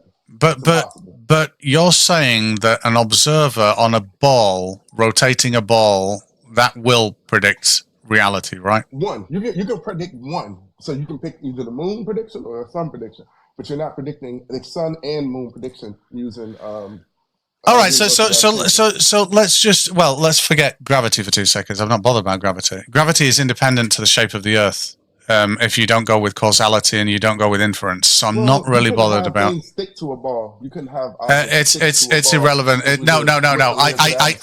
I could have other things at play that would cause that. It doesn't really matter. Well, it could be electricity. Well, it could be anything. It could be a magic force that we haven't discovered yet. I don't care. But the point is, the Earth is either curving. The Earth is either curving or not, and that's objective. That's something we can go outside and we can actually use a globe prediction and see if it matches reality. Now, are you saying that on this? this will or won't predict anybody. So my claim is this: using nothing but a rotating sphere, I can predict the exact path of the sun through the sky of anybody on any continent at any time of the year, right? Okay. No, that's cool. Now, do you think that works on a flat Earth, right? With that two body problem, work on a flat Earth? Yeah. No, just the one, the sun. Yeah. Just one. Well, that's sun. a two body problem because it's the Earth and the sun. All right, but just the sun. Okay. That's all I'm bothered about. So with a two body problem, work on the flat Earth? Yes, it would. It's a spiral shape. I mean, it's not that. Okay, cool. So here's my question then. Is it fair to say, and stop me if you disagree with any of this, or actually no, just say whether you agree with each premise. You know what the Tropic of Cancer is, right? Yeah. So is it fair to say that there's lots of land where the Tropic of Cancer crosses, and on the summer solstice you can be stood on the Tropic of Cancer and look directly up at the sun at solar noon, and it's above your head, correct? I mean, I've never been there, but I've been to like Iraq and places like that, which is really close to the Tropic of Cancer. Yeah. Relatively. I mean, a little closer than where I'm at. So, yeah, sure. I would assume so. Yeah. Well, yeah, and it's independent to the shape of the Earth that you can do this. If someone in North Africa is on the Tropic of Cancer and it's the height of summer, if they look up at solar noon, it's directly above their head. End of story, really. And that's the same through the Middle East, India, China, all that kind of stuff. And it's the same in maybe just touching Cuba a little bit, but certainly in the Cayman Islands. And then Texas, I'm guessing. So, well, Texas, Mexico. So, is it fair to say then that on this very specific day, June, July, height of summer, that the sun revolves in one day, 24 hours, and that we can break that down into 1/24 of 360 degrees, correct? To be precisely accurate, no, but we do it for ease of calculation. Oh yeah, I mean the difference won't be that It's great, will it? Over Yeah. the year. It changes over. Oh no, I'm just one day height of summer, height of summer. But we'll say 24 hours or whatever. But in reality, it varies. Well, 23 hours, 50 odd minutes. I don't care. Let's just say approximately 24 hours, right? And then we can divide that into 1/24, which make 15 degrees per hour, correct? Okay, cool. Now, would it surprise you, this next claim? Do you know there's a place called Egypt, and that exists, and it's a little bit north of the Tropic of Cancer, right? But it's very close to the Tropic of Cancer compared to where I am in the UK, or where you are in, let's say, the central states. Would it surprise you to know that people use sundials in ancient Egypt? No, not at all. Okay, cool. And they could tell the time off the sun, like the hour of the day, right? Would it surprise you to know that every single sundial in existence that's been made for anywhere around the Mediterranean or near the Tropic of Cancer or down to the equator will never work on a flat Earth? Wow. Do you want to see? So I replicated the Cairo, Egypt one. And believe it or not, you can go and have a look. You can verify this yourself, because there's only one premise here. The premise is every Egyptian sundial that notates hours and is accurate. So we're talking like within the last 3,000 years, not the parabolic ones from like 5,000 years ago. But every later sundial, and even the ones around today, and you could do the same in Miami, which is about the same latitude, actually a little bit lower latitude, but near enough. All of them compress the hours around solar noon and spread the hours out the more they get to sunrise, sunset. That's just the nature of how these sundials work. But there's a very weird thing, is if the sun is traveling at a constant velocity round a flat Earth, that's what I'm saying. Neither model says that it's traveling at a constant velocity. So near enough, it's traveling at a constant velocity. The Earth, even in the geosynthesis. So here's let's not go there. Let's not go there at the moment. So we're doing the flat Earth sundials, because this isn't just a little bit wrong. This is so monumentally wrong. It's designed backwards, yet these work in reality. So what I've got now is 7 o'clock. Now, 7 o'clock on a flat Earth means that the sun is over here, and 1/24th means that is 1/24th. I've just got 1/24th of an orbit round, or near enough. And I've gone from 7 o'clock to 20 past 8. But that's not the best bit. Let's go to 10 o'clock. Let's zoom out, and let's do another 1/24th. So 1/24th is that exactly. I've gone from 10 o'clock to 1:30. In 1 hour of 1/24th of the sun's path. That is so monumentally wrong, it's not even close. And that is the same problem that exists in Dubai, on a sundial for Dubai, in ancient Athens, or in Miami.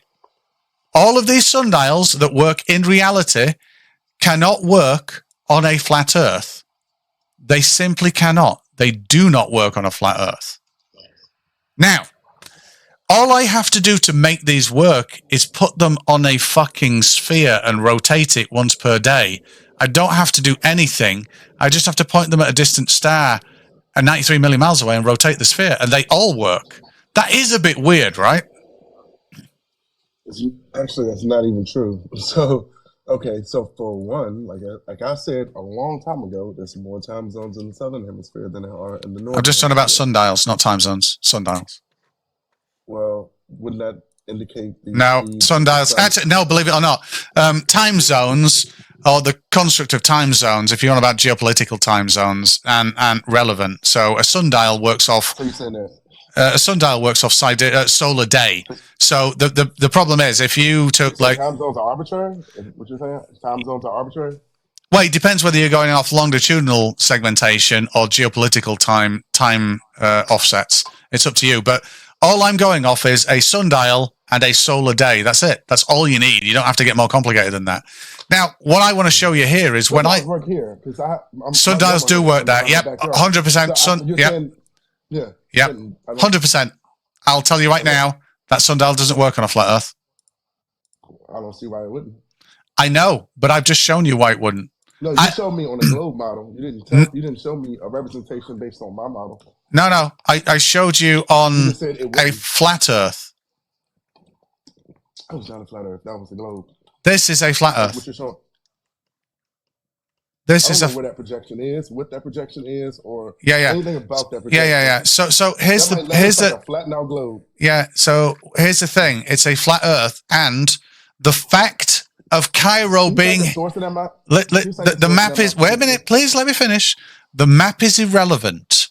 The map is so irrelevant. I'll take it off for you. If we can agree that this red line is the Tropic of Capricorn, right? Let's just get rid of the map so that it's not confusing, shall we? Sure. Yeah, because it's wait a minute, nearly done. So now we know that Cairo, we know that the sun is traveling on the Tropic of Capricorn, Cancer, sorry, and we know that Cairo is, it's irrelevant.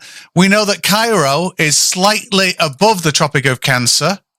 And now when I do the same test, it makes not a blind bit of difference. So 10 o'clock, move forward 1 hour, which is here, and we've gone to almost 1:30. These do not work on a flat surface where Cairo is in relation to the Tropic of Cancer. They never will. They never have. What north is that pointing to? Like you have so many questions. I don't know. Okay, yeah. So the north, So the north is pointing to the northern star Polaris at the moment. It's pointing to Polaris. Yeah, and the center point of the sun. Prove that this graphical representation is completely accurate in real life. Then yeah, you're onto something. But well, the weird thing is, wait a minute. The weird thing is, it works. It works on this though. Rounded up numbers on top of that, so they're like, okay, everybody knows that the sun takes a path of motion that varies. Get this. It works. So we're crunching everything down to these rudimentary binary ideas. Get this. That's why I said you have to prove it works. That is the case. Because it would be the Look, case. Yeah. look at But this. to prove Look what at you're this. saying Wait a would be minute. correct, but Wait a minute, Crimson. Check this. I put these on a globe, and the only thing that this globe is doing is rotating with these sundials on it. Can you see that it just all works? it's not tilting. Well, It is. it's actually pretty. There is no manner of which this globe is not. 23-degree tilt on it? Yeah, 23.48. There's no manner of which this is not rotating with a tilt. And these sundials work. And believe it or not, Okay, so the why compression. should it- Wait why a minute. should it- Listen. yeah, Nearly done. Wouldn't it be in? Nearly done. Wait a minute. There's a very specific reason why we have the compression of the hours, and it's based on and the angle of the gnomon, by the way. So if I select the Cairo, Egypt one, and we just go in and have a look at it on the globe, there's a very specific. Oh, let me make this bigger. Fuck it. There's a very specific reason why that gnomon is like that, which is the thing that's casting the shadow. And that's based on your latitude. And the reason why there's compression is based on your latitude. And the whole premise of that is because you're taking a 3D arc on a rotating sphere at a slight axial tilt. And that's why. And they work. All of these work on a globe that rotates, and none of them work on a flat Earth that doesn't rotate with an orbiting sun. And I guarantee you right now, well, actually, which state are you in? I'm in Virginia. Is that? Oh, that's centralish, isn't It's a it? coastal. No, it's a coastal. Is it south? It's right. It's directly opposite from Spain. So if you go to Spain. Oh, right. Wait a minute. Yeah. So you're. Yeah, right there. Right now. Yeah. Yep. Yeah. So here's the thing. I bet your sundial has got compression around noon hours. Correct? I would know, and then I would have to base my what would I consume as acceptable compression, because like what would I have to go against? And Yeah, I only mean, see what I see. You know yeah. what I'm saying? The thing I get what is, you're saying. yeah. I mean, can't prove it's compression. yeah. One of the things that, well, you could measure the distance between the hours, but one of the things is the more northern you get, the more that spreads out. So it's only the more south you get. So in Miami, because they're at a latitude of north So would 25. that work on a flat Earth? Wouldn't that be exactly what I would describe? Well, how far? Because like I said, with the sun being not that far away. Yeah. So in yeah. Exactly So what you're saying. yeah. So in Miami, this sundial works because it's attached to a big globe, right? Mm-hmm. I've now taken the map off, but we know. Wait a minute, let me switch back. I've now taken the map off the flat Earth, so that now it's just this white, lovely, loveliness.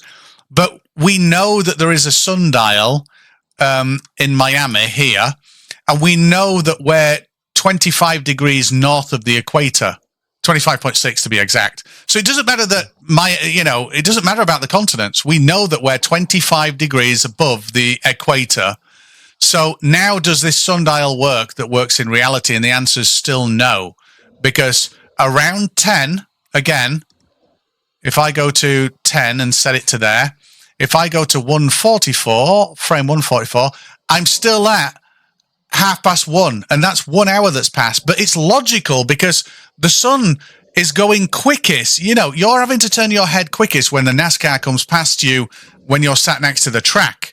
Not when it's going away like this. And that's all that's happening here. So every single sundial has been designed the wrong way, because on a flat Earth, they should spread the hours out around solar noon, not compress them. And they should compress them around sunrise, sunset, not have them spread out like this. So these are two very distinct opposite predictions. One of them works in reality and works on a rotating sphere. One of them doesn't work in reality. One of them does work in reality, but doesn't work on a flat Earth with a orbiting sun. And this is quite easy. By the way, you've gone out of the app again, so if you're talking to Cat here, and that might fuck up your audio again. By the way, I think that's what does it. No. Switching backwards and forwards seriously fucks up your audio sometimes. It does me. I hope not. Yeah. Well, anyway, so the point there is it just kind of works on a globe, and doesn't kind of work on a flat Earth. Did you see my Hobart Brisbane example? No. Okay, because believe it or not, I'd love to get on board with a flat Earth. I really would. Absolutely. But I just can't, because it's logically inconsistent. And this is I'm going to show you the reason why now. Now, again, this map is here for show. It's not none of this map is relevant to what I'm about to show you, right? Let's get that out of the way first. Now, I need to move the sun, and the height of the sun doesn't matter in this observation either, by the way. I need to move the sun to December the 21st, which is the winter solstice. But in Australia is their longest day. So the sun coming past Australia like this, which is objectively above the Tropic of Capricorn, provides Australia with direct daytime of 13 and a half hours in Brisbane. Now, Brisbane is this little place here. Yeah, I'll turn the nice shadows off. But Brisbane's this red thing here, right? And it's fair. It's near enough under the sun. 13 and a half hours. Now, why would you say Brisbane can't see the sun when it's, let's say 12 hours past noon? I'm sorry. Say that counter one more time. Yeah. So if Brisbane at solar noon, the sun's really high in the sky above them because they're very close to the Tropic of Capricorn, 12 hours later, they can't see the sun, but it should still be above the flat plane. Why can't they see it? Every day? You're saying like every day? Well, why can't they see it at nighttime? This is only one day, the 21st. You wouldn't see that far. You couldn't even see my headlights from the next city. So how could you see the sun from that far away? Oh, right. So you're saying distance is responsible, correct? I mean, it's partly. Okay. So is it the predominant thing? It can be, yeah. Okay, fair enough. Yeah, if it's a foggy day, it's not, No, I get that. But I mean, if it's a complete clear day kind of thing. Right. Okay. Yeah. Distance will probably So here's the thing. So the first problem, I'm going to show you the logical inconsistencies. See it with a telescope. I'm sorry. Somebody in the comments said see it with a telescope. Yeah. So here we go. So can you see the yellow line? That's the path, the outermost path that the sun takes on a beautiful flat Earth. Now, if in Brisbane you can see it for 13 and a half hours, that means you can see it for more than a quarter of this circle either way, which means your sunrise would be about here. Yeah? So this is where the sun is, about 6 hours, 45 minutes before solar noon. So you'd have to see it here from Brisbane, Australia, right? You'd have to. That would be it. Except there's a problem with that. Do you want to see that red arrow is where the sun is on a flat Earth, and that white arrow is where the sun rises in Australia on that day? That's quite a big difference, right? So that's problem number one. So this red arrow is pointing to 6 hours before solar noon, and that's not where the sun rises for Australia in Brisbane. It rises south of east, well outside the Tropic of Capricorn, in the direction of the white arrow, which is a little bit weird, I'm not going to lie. But that's not even the biggest problem. The other, monumentally huge problem is we can put an observer down here in Australia at Brisbane and actually have a look through the observer's eyes.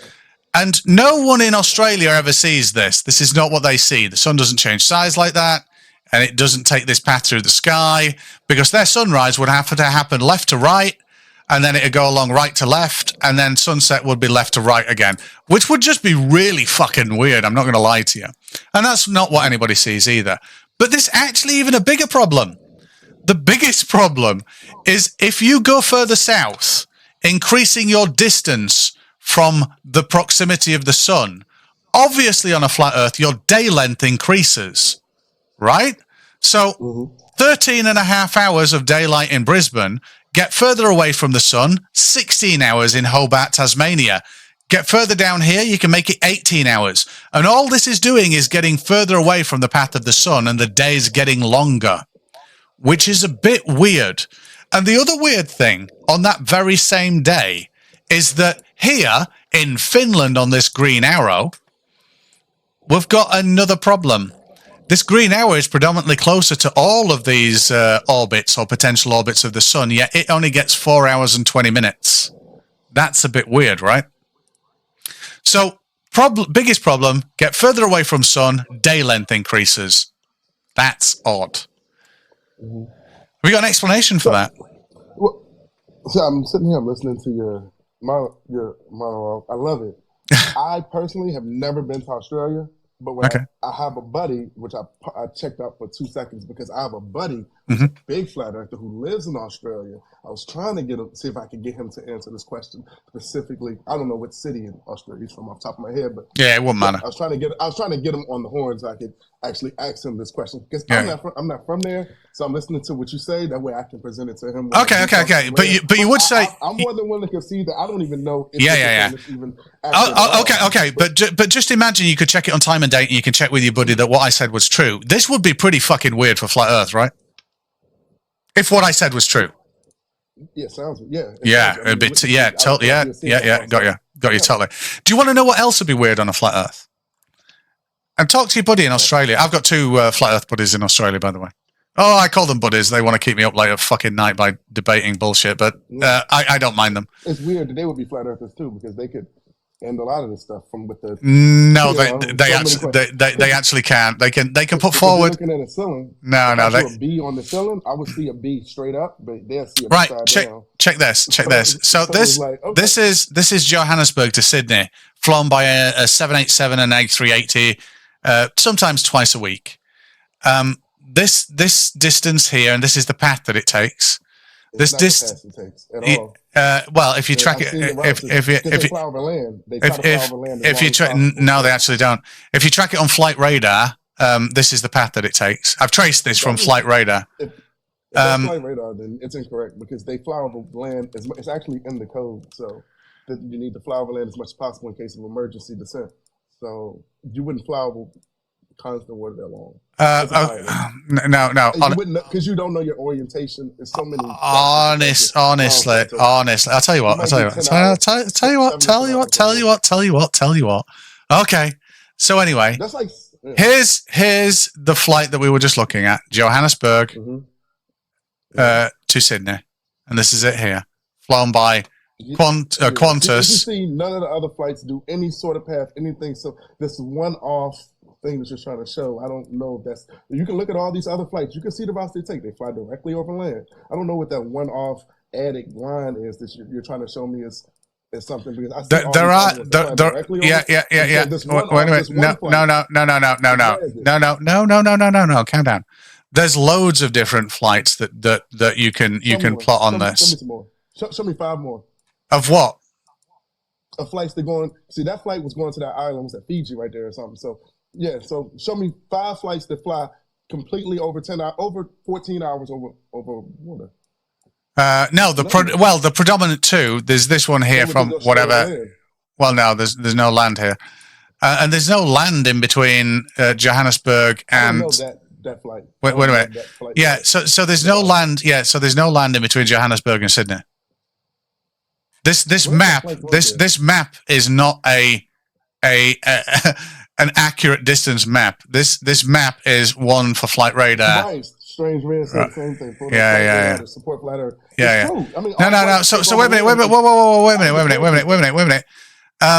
So the other one that sets out, I don't know whether is this it. I don't know whether it'll have set off yet. Wait a minute. Give me a sec. Like zoom in on those and look at the orientations of those planes. This is live, so it's semi-live or something like that. Right? Yeah. Wait a minute. Where the hell is this? Okay, so over that sea like that. No. Whoa. Calm down. So there is one that flies all the way here, and it comes all the way down. It skirts the Arctic region, and then comes up and goes to Sydney. Yeah, and you see it do this. Now doing this is actually a straight line. Doing that is a straight line. It's absolutely a dead-on straight line, 100% straight line. This plane here that seems to have done this, dead on a straight line. That is so straight. It's not even funny. It's a great circle route, which is straight. And the interesting thing about that straight line is when we plot them on a globe, those flight paths are a straight fucking line. And that's it. They're just a straight line on a globe. That's it. You can verify these 2 flights. No. To verify, a lot of people became flat earthers because they verified this simple fact, which It's the most concrete evidence you could have about the flight paths. A woman, this is one specific case. There's a whole bunch, but I will present this one. Okay. A woman was pregnant on the flight. I believe she was coming from. Let me see if I can actually find the details on this. But she was. Oh, whoa! Yeah. I've looked this up before, and it completely makes sense because you would stop in Anchorage, absolutely 100% on a globe. Show me that path. Show me that path. Wait a minute. If I do this, what does that do? Yeah. Globe. Whoa! Calm down. If I do this, what does that do for you? I'm interested. It does nothing to me because I already came to terms that the Earth is flat. It's completely fine. Like it's fine. It's fine. So no matter that so it doesn't matter whether this works or not. It's irrelevant to you, right? I would like to see it on the globe. I would like you to show the chat it on the globe so they can. Make but let me get this straight. You don't care that it works, right? On a globe, you just don't care. Is that what you just said? No, I said I would just like for you to show us that emergency landing on a globe. Because you have the software, you've been clicking around, you've been showing a lot of cool things like that. It's a click away for you. So, could you show us that, please? I could. I was just wondering, would it change anything for you? I would just like to see it. It wouldn't change anything for me because I'm aware, but you're hosting the chat with 600 and some people who might want to. Okay, tell me where it set off from and where it went. Oh, it was somewhere in. Oh fuck, I've got to look it up. It was somewhere in Asia, wasn't it? Where was it? Somewhere in Asia. Yeah. Somewhere in Asia. I've done this before, but I just can't fucking remember. Let's just use like China or Shanghai or Beijing or something like that. Just and it was Los Angeles that it was going to, right? Yeah. Yeah, because you're not going to you're not going to LA from not. Yeah. Got it. Yeah. Right. So wait a minute. So LA is that's fucking Las Vegas. LA is about there, and setting off from I don't know, let's say Indonesia or fucking China is this. This is a great circle route, a straight line on a globe. And it passes over the Bering Sea, and obviously we're leaving Russian airspace here. It might route a little bit because of Russian airspace, so you won't want to drift into it. But then you've got Anchorage here. So it would most certainly divert to Anchorage, not Hawaii. Hawaii will be a lot further away, and then it ends up in Los Angeles. And that's just a great circle route. Can I see that backside of that globe? Which one? This. Can you rotate that globe slowly? I want to see the projection of that globe. Like what map they're using for the projection? Oh, this isn't a projection. This is a globe. Yeah, globes are projection. No, it isn't. You can't. No. There's no spherical projections. So would you say that globe model that you're using right there is completely accurate to describe every phenomenon that we see? I'd say on that model right there specifically, every single thing, everything. I only built this to do very specific things. So I could built it. Okay, so what map model did you use as a template to wrap around that spheroid? The Institute for Geological Surveying London Meridian with their anchor points. Institutional. Yeah. Oh yeah, I'm very proud of that institution. I want to see the map. I want to see the map itself. So if you can tell me the name of that map. You say it was provided by the institutional. I bought it. I bought this map. I actually paid for it. A person created the map. You didn't map it yourself. Somebody else. Oh God, yeah. The map maker. Yeah. The map maker that provided that map. What is that map called? Wait a minute. Let me have a look. Because I actually embed. Because you made it. Because you said you made it. No, I did. So you should have it right in your. Well, no, the file folder. Yeah. Well. No, they get embedded. That's the problem. So they get embedded, but you also have a source file. So no. So when I yeah. Wait a minute. Whoa. Calm down. I know how to wrap a ball. Yeah. No. Calm down. Okay. So I embed them because I make them portable to move them around. So I might be able to find it. Give me a second. I don't have a resource of them that are here because this uses it. I could extract them from being embedded, but I don't want to at the moment because it uses 42K textures. It's which globe regulation size because it doesn't account for the tidal bulge or anything like that. So I'm like, okay, I would like to see that. Tidal. Wait a minute. The tidal bulge. What are you on about? This is a global. This is a globe scale. How the fuck would you measure? Is a perfect sphere, or does it have? For all it's a. I don't want to get. I don't want to escape from the name of this map. I want to get the name of the map. It's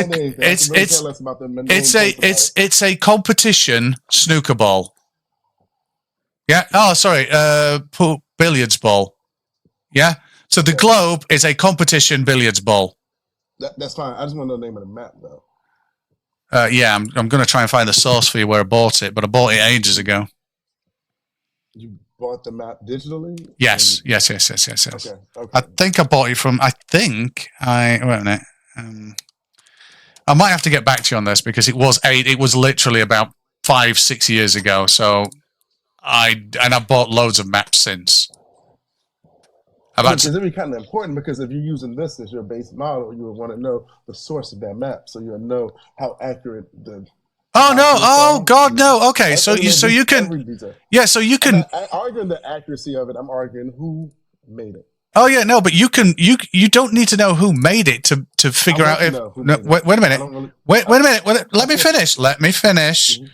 You don't need to know who made it to figure out if it's valid. You can just test it. You know that, right? That would be ideal, but I can't test it from a 4-inch screen, so that's why I But here's an interesting thing. You know you can test this. Just want to know the name of the map. What to search for any fucking globe map? It won't work it doesn't work like that, because I have 7 maps in front of me right now as we speak. I can turn my camera on. 7 large maps over 50 inches. So I can show you that they are all inconsistent with each other. So I would like to know. They're not. No. This is a globe. This is a globe map, not a projection. I just want to know who made the map. I'll tell you what. I'll find. No. Wait a minute. I'll find you a source for one that you can download and test yourself. How about that? Give me a sec. This one right here? Will it be this one right here? Because I can get. No, they're all the fucking same. The only difference is the resolution. No, they're not, because they are all the same. They are all the same. They are all the same. Every globe I purchased. Wait a minute, give me a sec. For decorative use only, not for navigational purposes. The only 2 maps that I have on all of my walls in here for navigational purposes is the AE map and the Gleason map. Ironically. Right, here you go. Ironically. Wait a minute. So if you go... Wait a minute. So let me do the desktop area. There you go. So if you go... I'll send you this link in a message. You can go and get an 8K texture, which is the globe. Right? That's it. And it turns out in this, and then you can test it. And one of the most important things to test with this 8K texture is... So what's at that North Pole? Is that just clouds? Or is that bodies of land? What is that right there? Why is it so smudged out up there? Oh, because... it's like evenly smudged out from left to right, too. It's interesting. Wait a minute. Let me zoom. And what is that happening down bottom, too? Or do they just have, what you want to call it, rasterized layers and stuff? Well, no. This is heavily distorted because it comes from a sphere. So like this... Why are they just making... Why even make it? Because you can't unwrap why don't we put globes? Oh my God! Wait a minute. Please let me finish the sentence. You can't unwrap a balloon onto a fucking table because it's a balloon. You will have distortion. So this is distorted because it comes from a sphere. But we have to look at. Wait a minute. Look at this. This area here, or whatever this little oval shape is. That's not really an oval shape. It's pretty much round, but because it comes from a sphere, it's distorted. And the same way... Wait a minute, the Mercator projection. Hey, he should look up the Mercator projection of the North Pole. Why does the top look like that, man? Can we talk about the top? Why does the top look like that? Like they use the highlight. Oh, right. So your problem is this top, right? Yep. Is the top of it. You changed it now. It doesn't look like that now. You used a totally different map. Go back to that. You switch that map right there. Yeah. Why does the top look like that? Who gives a shit? It's 100% fucking I get accurate. care because it's supposed to be a picture of the Earth. So why would you? No, it's not supposed to be a picture of the Earth. Why is it so much? It's supposed to be a representation of. So wait a minute. So wait a minute. Let's figure this out. Let's figure this out. You're going to the North Pole and saying, "Fucking, this is smudged. Therefore, Florida isn't where the globe says it is." Is that what you're saying? Her face, if I show you a picture of my wife and her face is smudged, you're like, "Dude, why'd you smudge her face? Is she ugly or something? She got a big nose." I don't know. I wouldn't say that. I'm not that fucking rude. Jesus Christ. Why would you? I mean, you would think it. Why would you smudge the North Pole if I asked you for? Who gives a shit? I don't give a shit about. I don't give a shit about the North Pole. You don't care at all. I don't. I give a shit. Are you ready? I give a shit about this here. This here. What about the islands that don't get represented on the globes? And right now, they currently argue the fact that why don't we get represented on the globe? I don't know. I'm not into politics. I'm not into politics. But anyway, you've already said that this matches perfectly no matter where you are observational wise, and I'm happy with that. I've already shown you that actually the flat Earth doesn't make any prediction. I showed you that Sydney. I showed. I told you it did, and you said that this thing wouldn't work in a computer simulation, and you still haven't told me the name of that map. It's an Earth. I'll send you the fucking texture if you want. That would be amazing. Yes. Could you do that for real? If you shut up about it, yes. If you promise not to wait a minute, if you promise not to distribute it, yes. No, I won't distribute it. I'll put it in my own program. Okay, fair enough. Every map I have. I shall send you this Earth texture that I've got. Crimson. Yes, please. I would actually love it. In fact, wait a minute. If I I do a lot of videos like this. Wait a minute. If I export... Oh, wait a minute. Well, I'll show you something else really quickly then. I can't send you this because this is like 60k textures and one of them's 100k segmented texture. But I'm faking the ISS footage. The ISS is actually getting decommissioned. Yeah, wait a minute. Next year. So wait a minute. Here you go. So I think next year. So wait a minute. Here we go. I'm faking the ISS footage, and I use incredible textures for this, and incredible volumetric shaders, and incredible fucking. I am actually quite proud of this. So this here is the ISS footage that I'm going to fake. What I've got on here is I've got multiple atmospheric shaders, I've got volume shaders, I've got a base layer, I've got multiple light scattering, and it's dawn at the moment. So let's just go around like so. We can see city lights and all that kind of stuff. And I'll get close to it actually. Wait a minute. Let's rotate this round. And I'll show you how cool the clouds look as well on this thing. And night city lights. It just builds more and more detail as I let it go. How cool is that? Are you impressed? Do you like it? Yeah, I've seen a few places do that. A prototype, we did one. Multiple. It was so many layers though. But yeah, go ahead. It's still amazing. If you did it yourself, it's amazing. Yeah. And multi-layered displacement stuff. Before, so. Yeah, they did it with team before. So. And I just do this to piss around with. This isn't my job either. So there you go. Yeah. No, it's huge. It's huge files. Yeah. Yeah, and I made that cloud texture as well. Because no cloud texture existed where I could multi-layer detail on like I do with this if I just let it run. And there are cloud shadows on this as well. Bro, if he realized how computer intensive this is to move around and stuff, it's crazy.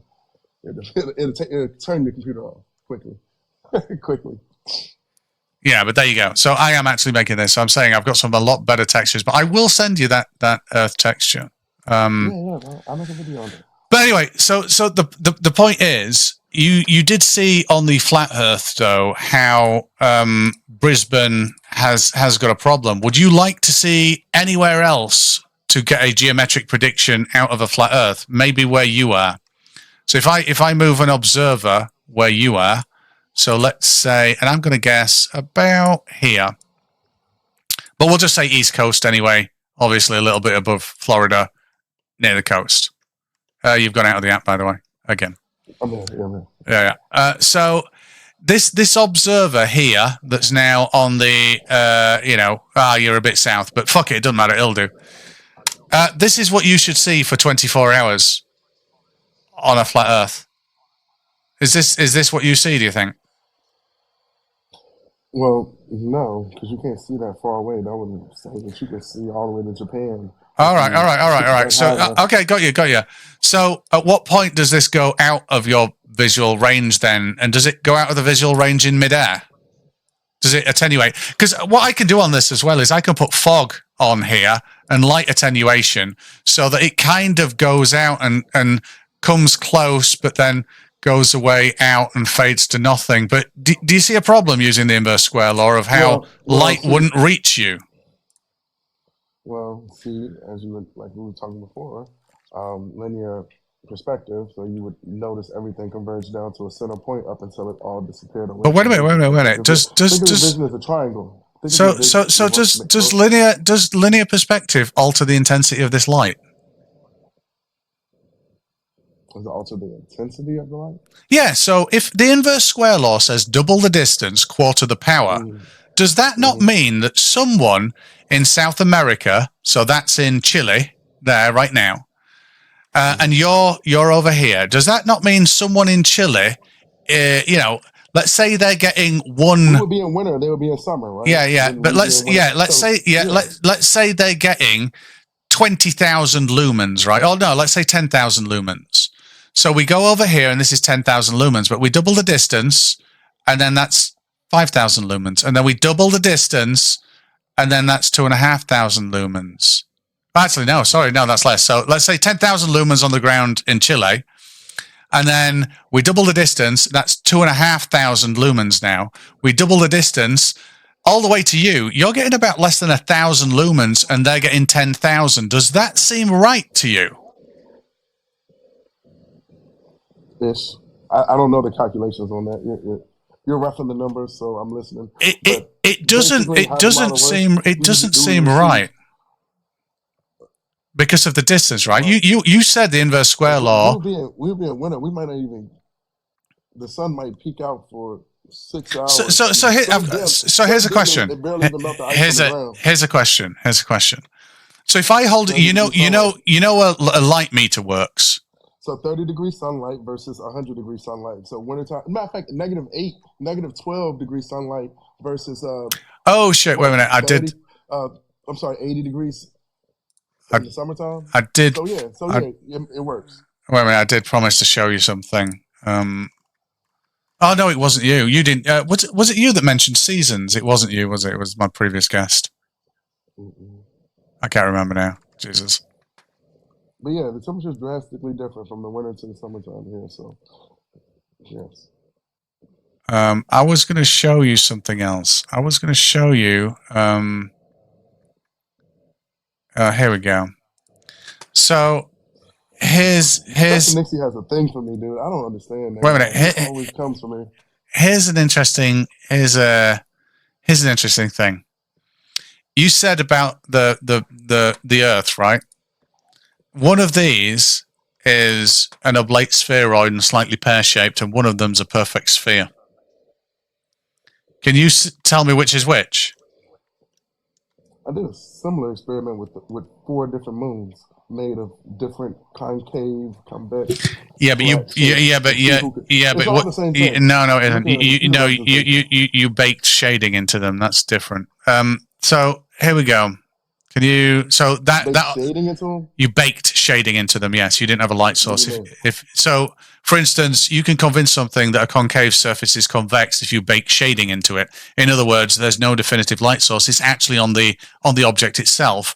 You can't do that if the object moves and the light source is static, or the light source moves and the object is static and it's the light that's been cast on it. That doesn't work. But anyway, regardless of that, what's amazing is we only see one face of the moon, and it doesn't change. It only waxes and wanes. You're right. That is amazing. That's a little bit like it can't work on flat Earth, right? No, it couldn't work on the globe, and then the moon being a ball reflecting the sunlight, which it isn't. Wait a minute. You're making assertions there. But anyway, can you say? Would you say the moon is a reflection? Is what you see, the light from the moon, is a reflection of the sunlight? Yes. You said yes. Yes. That's really. I would say looking at a tree is a reflection. Wait a minute. I would say looking at a tree is a reflection of the sunlight. Do you know why? Because it's reflecting the fucking sunlight. And that's how I see it. Okay. Yeah, that's just light. I'm not even going to that rabbit hole. Okay. But anyway, it's the red one, which is planet Earth, and the blue one is a perfect sphere, by the way. And that's how perfect the Earth is as a sphere. There you go. Really a ball. Something like that when Neil Tyson said. Yeah, it's a competition snooker ball. And if I get close, I can turn off the deformation on this one. And you can't see me turning off and on the deformation. I have to get so close to this thing here to then toggle the deformation, and that's what it does. Yeah, that's what it does. That's how much deformation there is.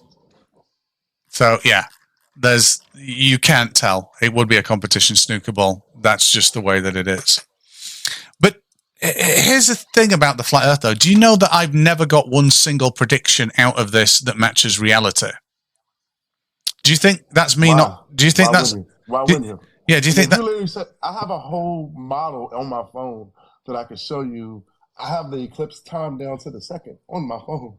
So I don't see why you would say that nobody, if you've done this for a while and you've never seen an actual working model that predicts the constellation pattern, the stars, the sun, the moon. Wait a minute. So very importantly, a prediction from geometry, in other words, spatial awareness of what's real. Right?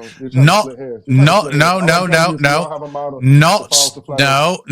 you haven't got a model.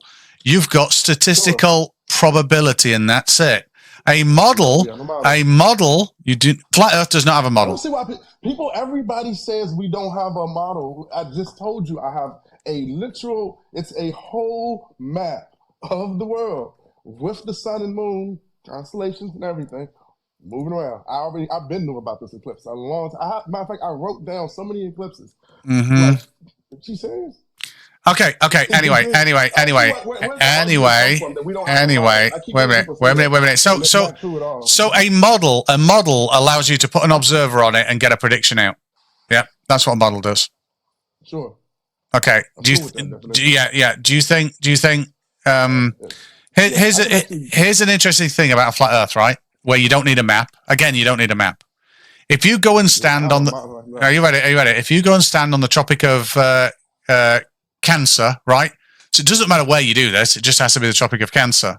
So you have to just stand where at the height of summer, the sun at solar noon is directly above you. Do you think someone could do that? Do you think anybody could do that, right? Fairly easy, right? You're looking straight up at the sun.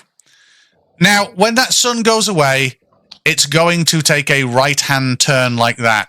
And you're going to see it, and apparently it's going to set after it's taken this right-hand turn, right? I don't think you'll see it like that, but sure. Okay, so there's a bit of a problem. The path is right, yeah. Yeah, the path isn't. The path is not right. This sun needs to go in a straight line, but you're under a circle.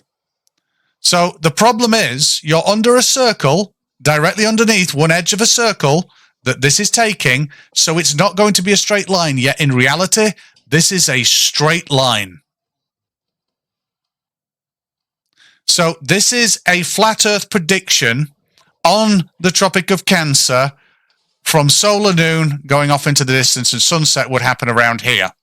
So it's taking a nice... You would see over 6 hours or 8 hours. Yeah, 6 hours. 6 hours-ish, yeah. Noon to sunset or whatever. Like, it would be so imperceptible to the human eye. Like, but if you was to use tools, you can measure curve. I mean, we both agree that the sun makes a curved shape. We both agree that the sun not on the Tropic of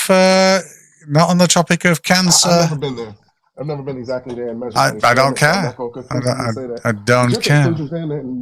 We're close. We're both kind of close to a tropic region, but we're not that close enough to make these predictions. Right. So the important thing, though, is we can objectively go to the Tropic of Cancer. We can stand there and we can watch the sun come over. And if you're stood under a tire, a hula hoop, or a circling flat Earth sun, you will see half of a circle, correct? Yes. Yeah, Is it and 49, 51% of it? Yeah. and no one ever sees that on the Tropic so of Cancer. what So, do they see at the Tropic of Cancer? oh, I'm glad you asked. Let's go to a better source to work this out.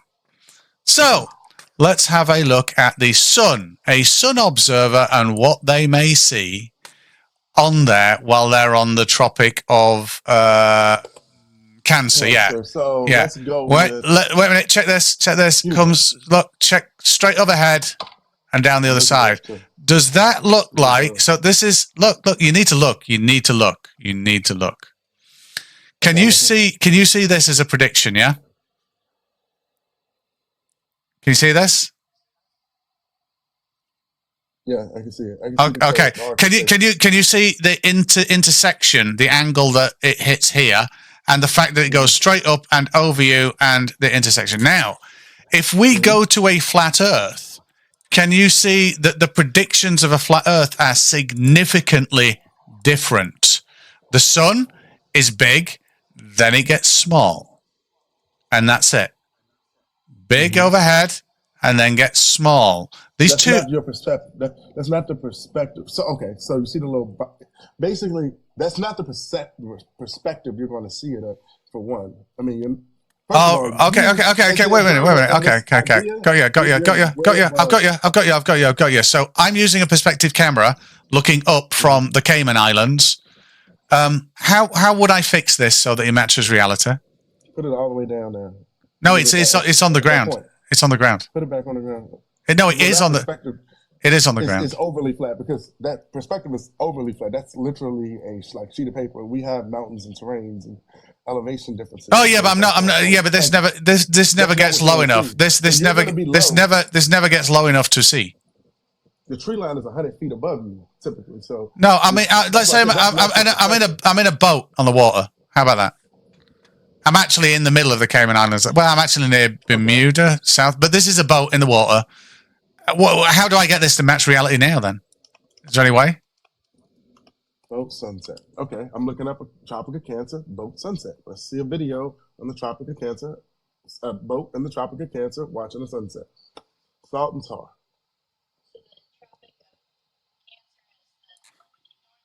Let's see exactly what it looks like. Because it's one thing to model it, but let's see if somebody do a live video of it.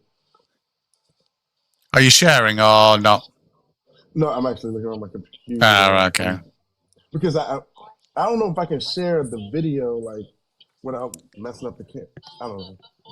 If there was a way I could do it, I would do it. I would share it like that. But well, you could point your phone at the. Most people just point the phone at the screen. To be fair. Time lapse. I was just wondering how I would make this flat Earth actually match reality or anything.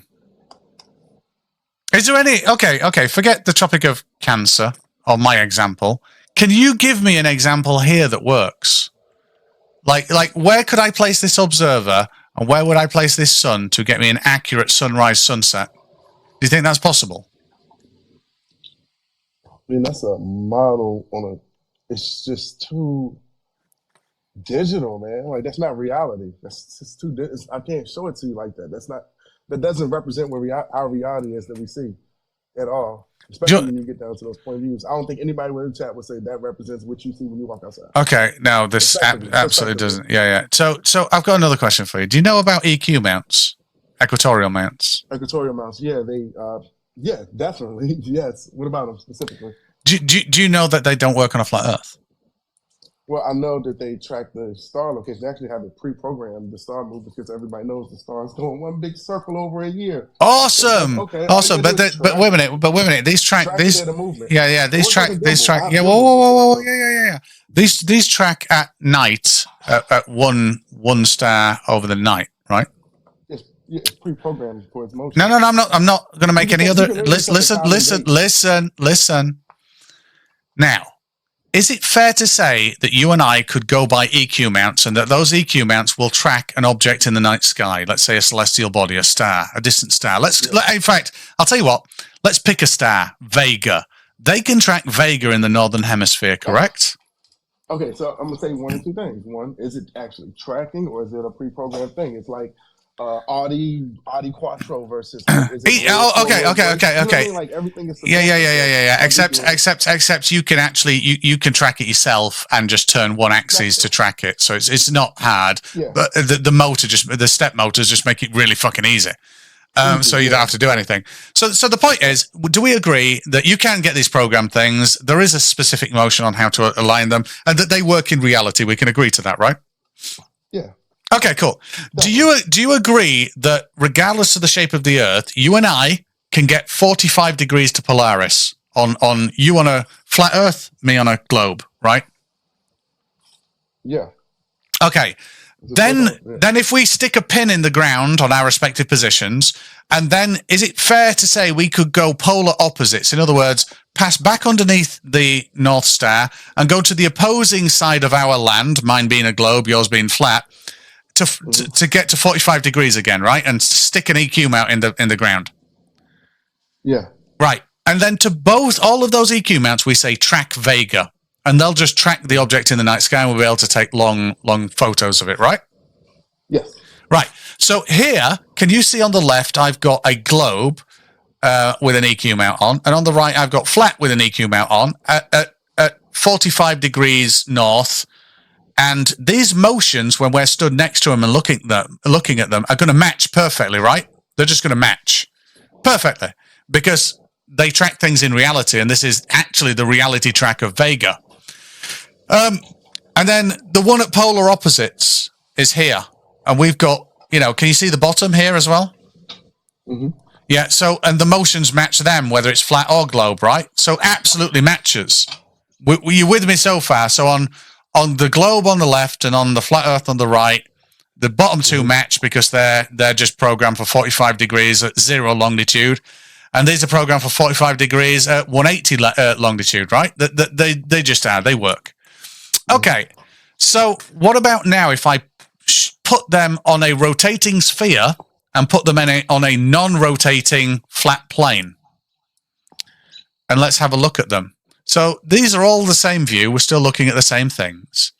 Now, it would appear like, well, on the globe, as expected, because globe says stars are infinitely away, we've pretty much got two parallel arrows pointing off into infinite space, right? But then on a flat Earth, we've got convergence quite close.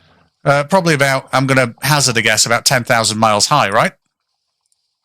The sun? So these on a flat Earth are converging at a certain point, right? Mm-hmm. And so, okay, yeah. And these on a globe are parallel, pointing off into the distance. Shall we have a look at the motion of these in reality and how that relates to a flat sphere, to a flat disk and a rotating sphere? This is what happens. So if a sphere rotates and we keep those motions, the EQ mounts on the opposite side of the North Star seem to still point in the same direction because of a rotating sphere and the fact that they're on a curving surface. Whereas the flat Earth ones that use exactly the same motion that we find in reality kind of go spazzy, right? Not necessarily, because some of the constellations aren't visible all points of the year. So these are all tracking the North Star. These are all tracking a Northern Star Vega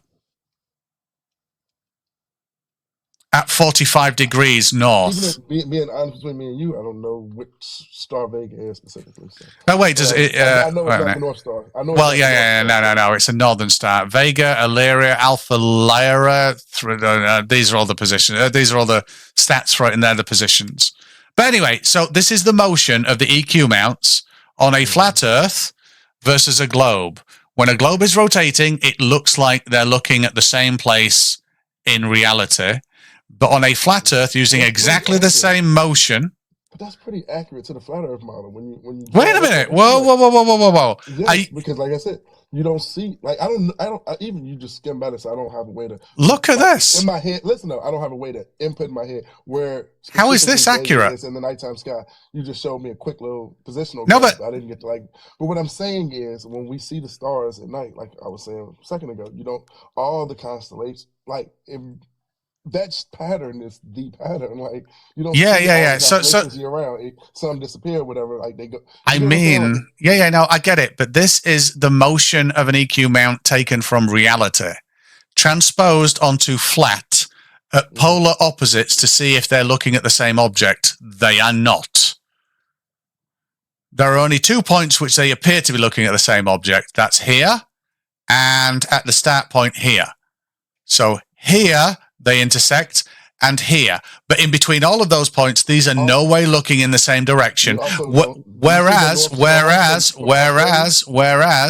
on a globe, they seem to be tracking the same object, even though the motions are identical on the flat Earth and identical flat versus globe, identical.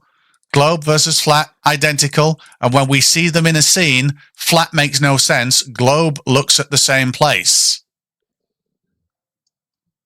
The star Vega. There you go. Interesting.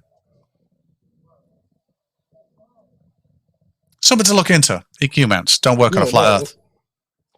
I believe that they're pre-programmed, just like my software. I mean, they are pre-programmed. It's not really a belief. Well, like I say, you can track it manually if you wanted to. So it's up to you. You don't have to pre-program it. The pre-program or control of the step motor on an axis is just that, just for convenience. You can rotate the fucking thing with a winding crank if you wanted to. Doesn't really matter. Yeah. And the point is, you've got to align. You got to stick it in the ground, north align it, axial align it, and then have the rotation, and then elevation align it, and there you go. You can crank it with a thing. And the motion that you'd have to do is this. And on a flat Earth, it makes no sense. On a globe, it makes perfect sense. It just works. So there are loads of examples. You see, I'm still waiting for one useful thing from flat Earth. I can show you how EQ mounts work. I can predict the exact path of the sun through the sky and show you it for anywhere, anytime. Is there anything that flat Earth's got that's useful? But your live is based up upon you moving through a computer graphics program and showing these points on a computer graphics program, which doesn't give us the perspective in real life.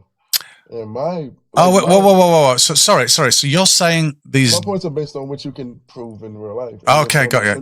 You've 4 different simulations. Okay, yeah. No, I take your point. Whoa. I take your point. Not knocking it though. No. Give me 2 seconds. Mm-hmm. I get your point. I'm agreeing with you. Do you want to know what I did? I designed my kitchen off being on a globe, but not only that, I also decided to measure what I did in my kitchen against reality. Now, let's check this. Can you see this footage here? Mm-hmm. Oh, wait a minute. Can you see this footage here? Right? Mm-hmm. Are you watching? Mm-hmm. Can you see that shadow that crosses the street, that of the lamp?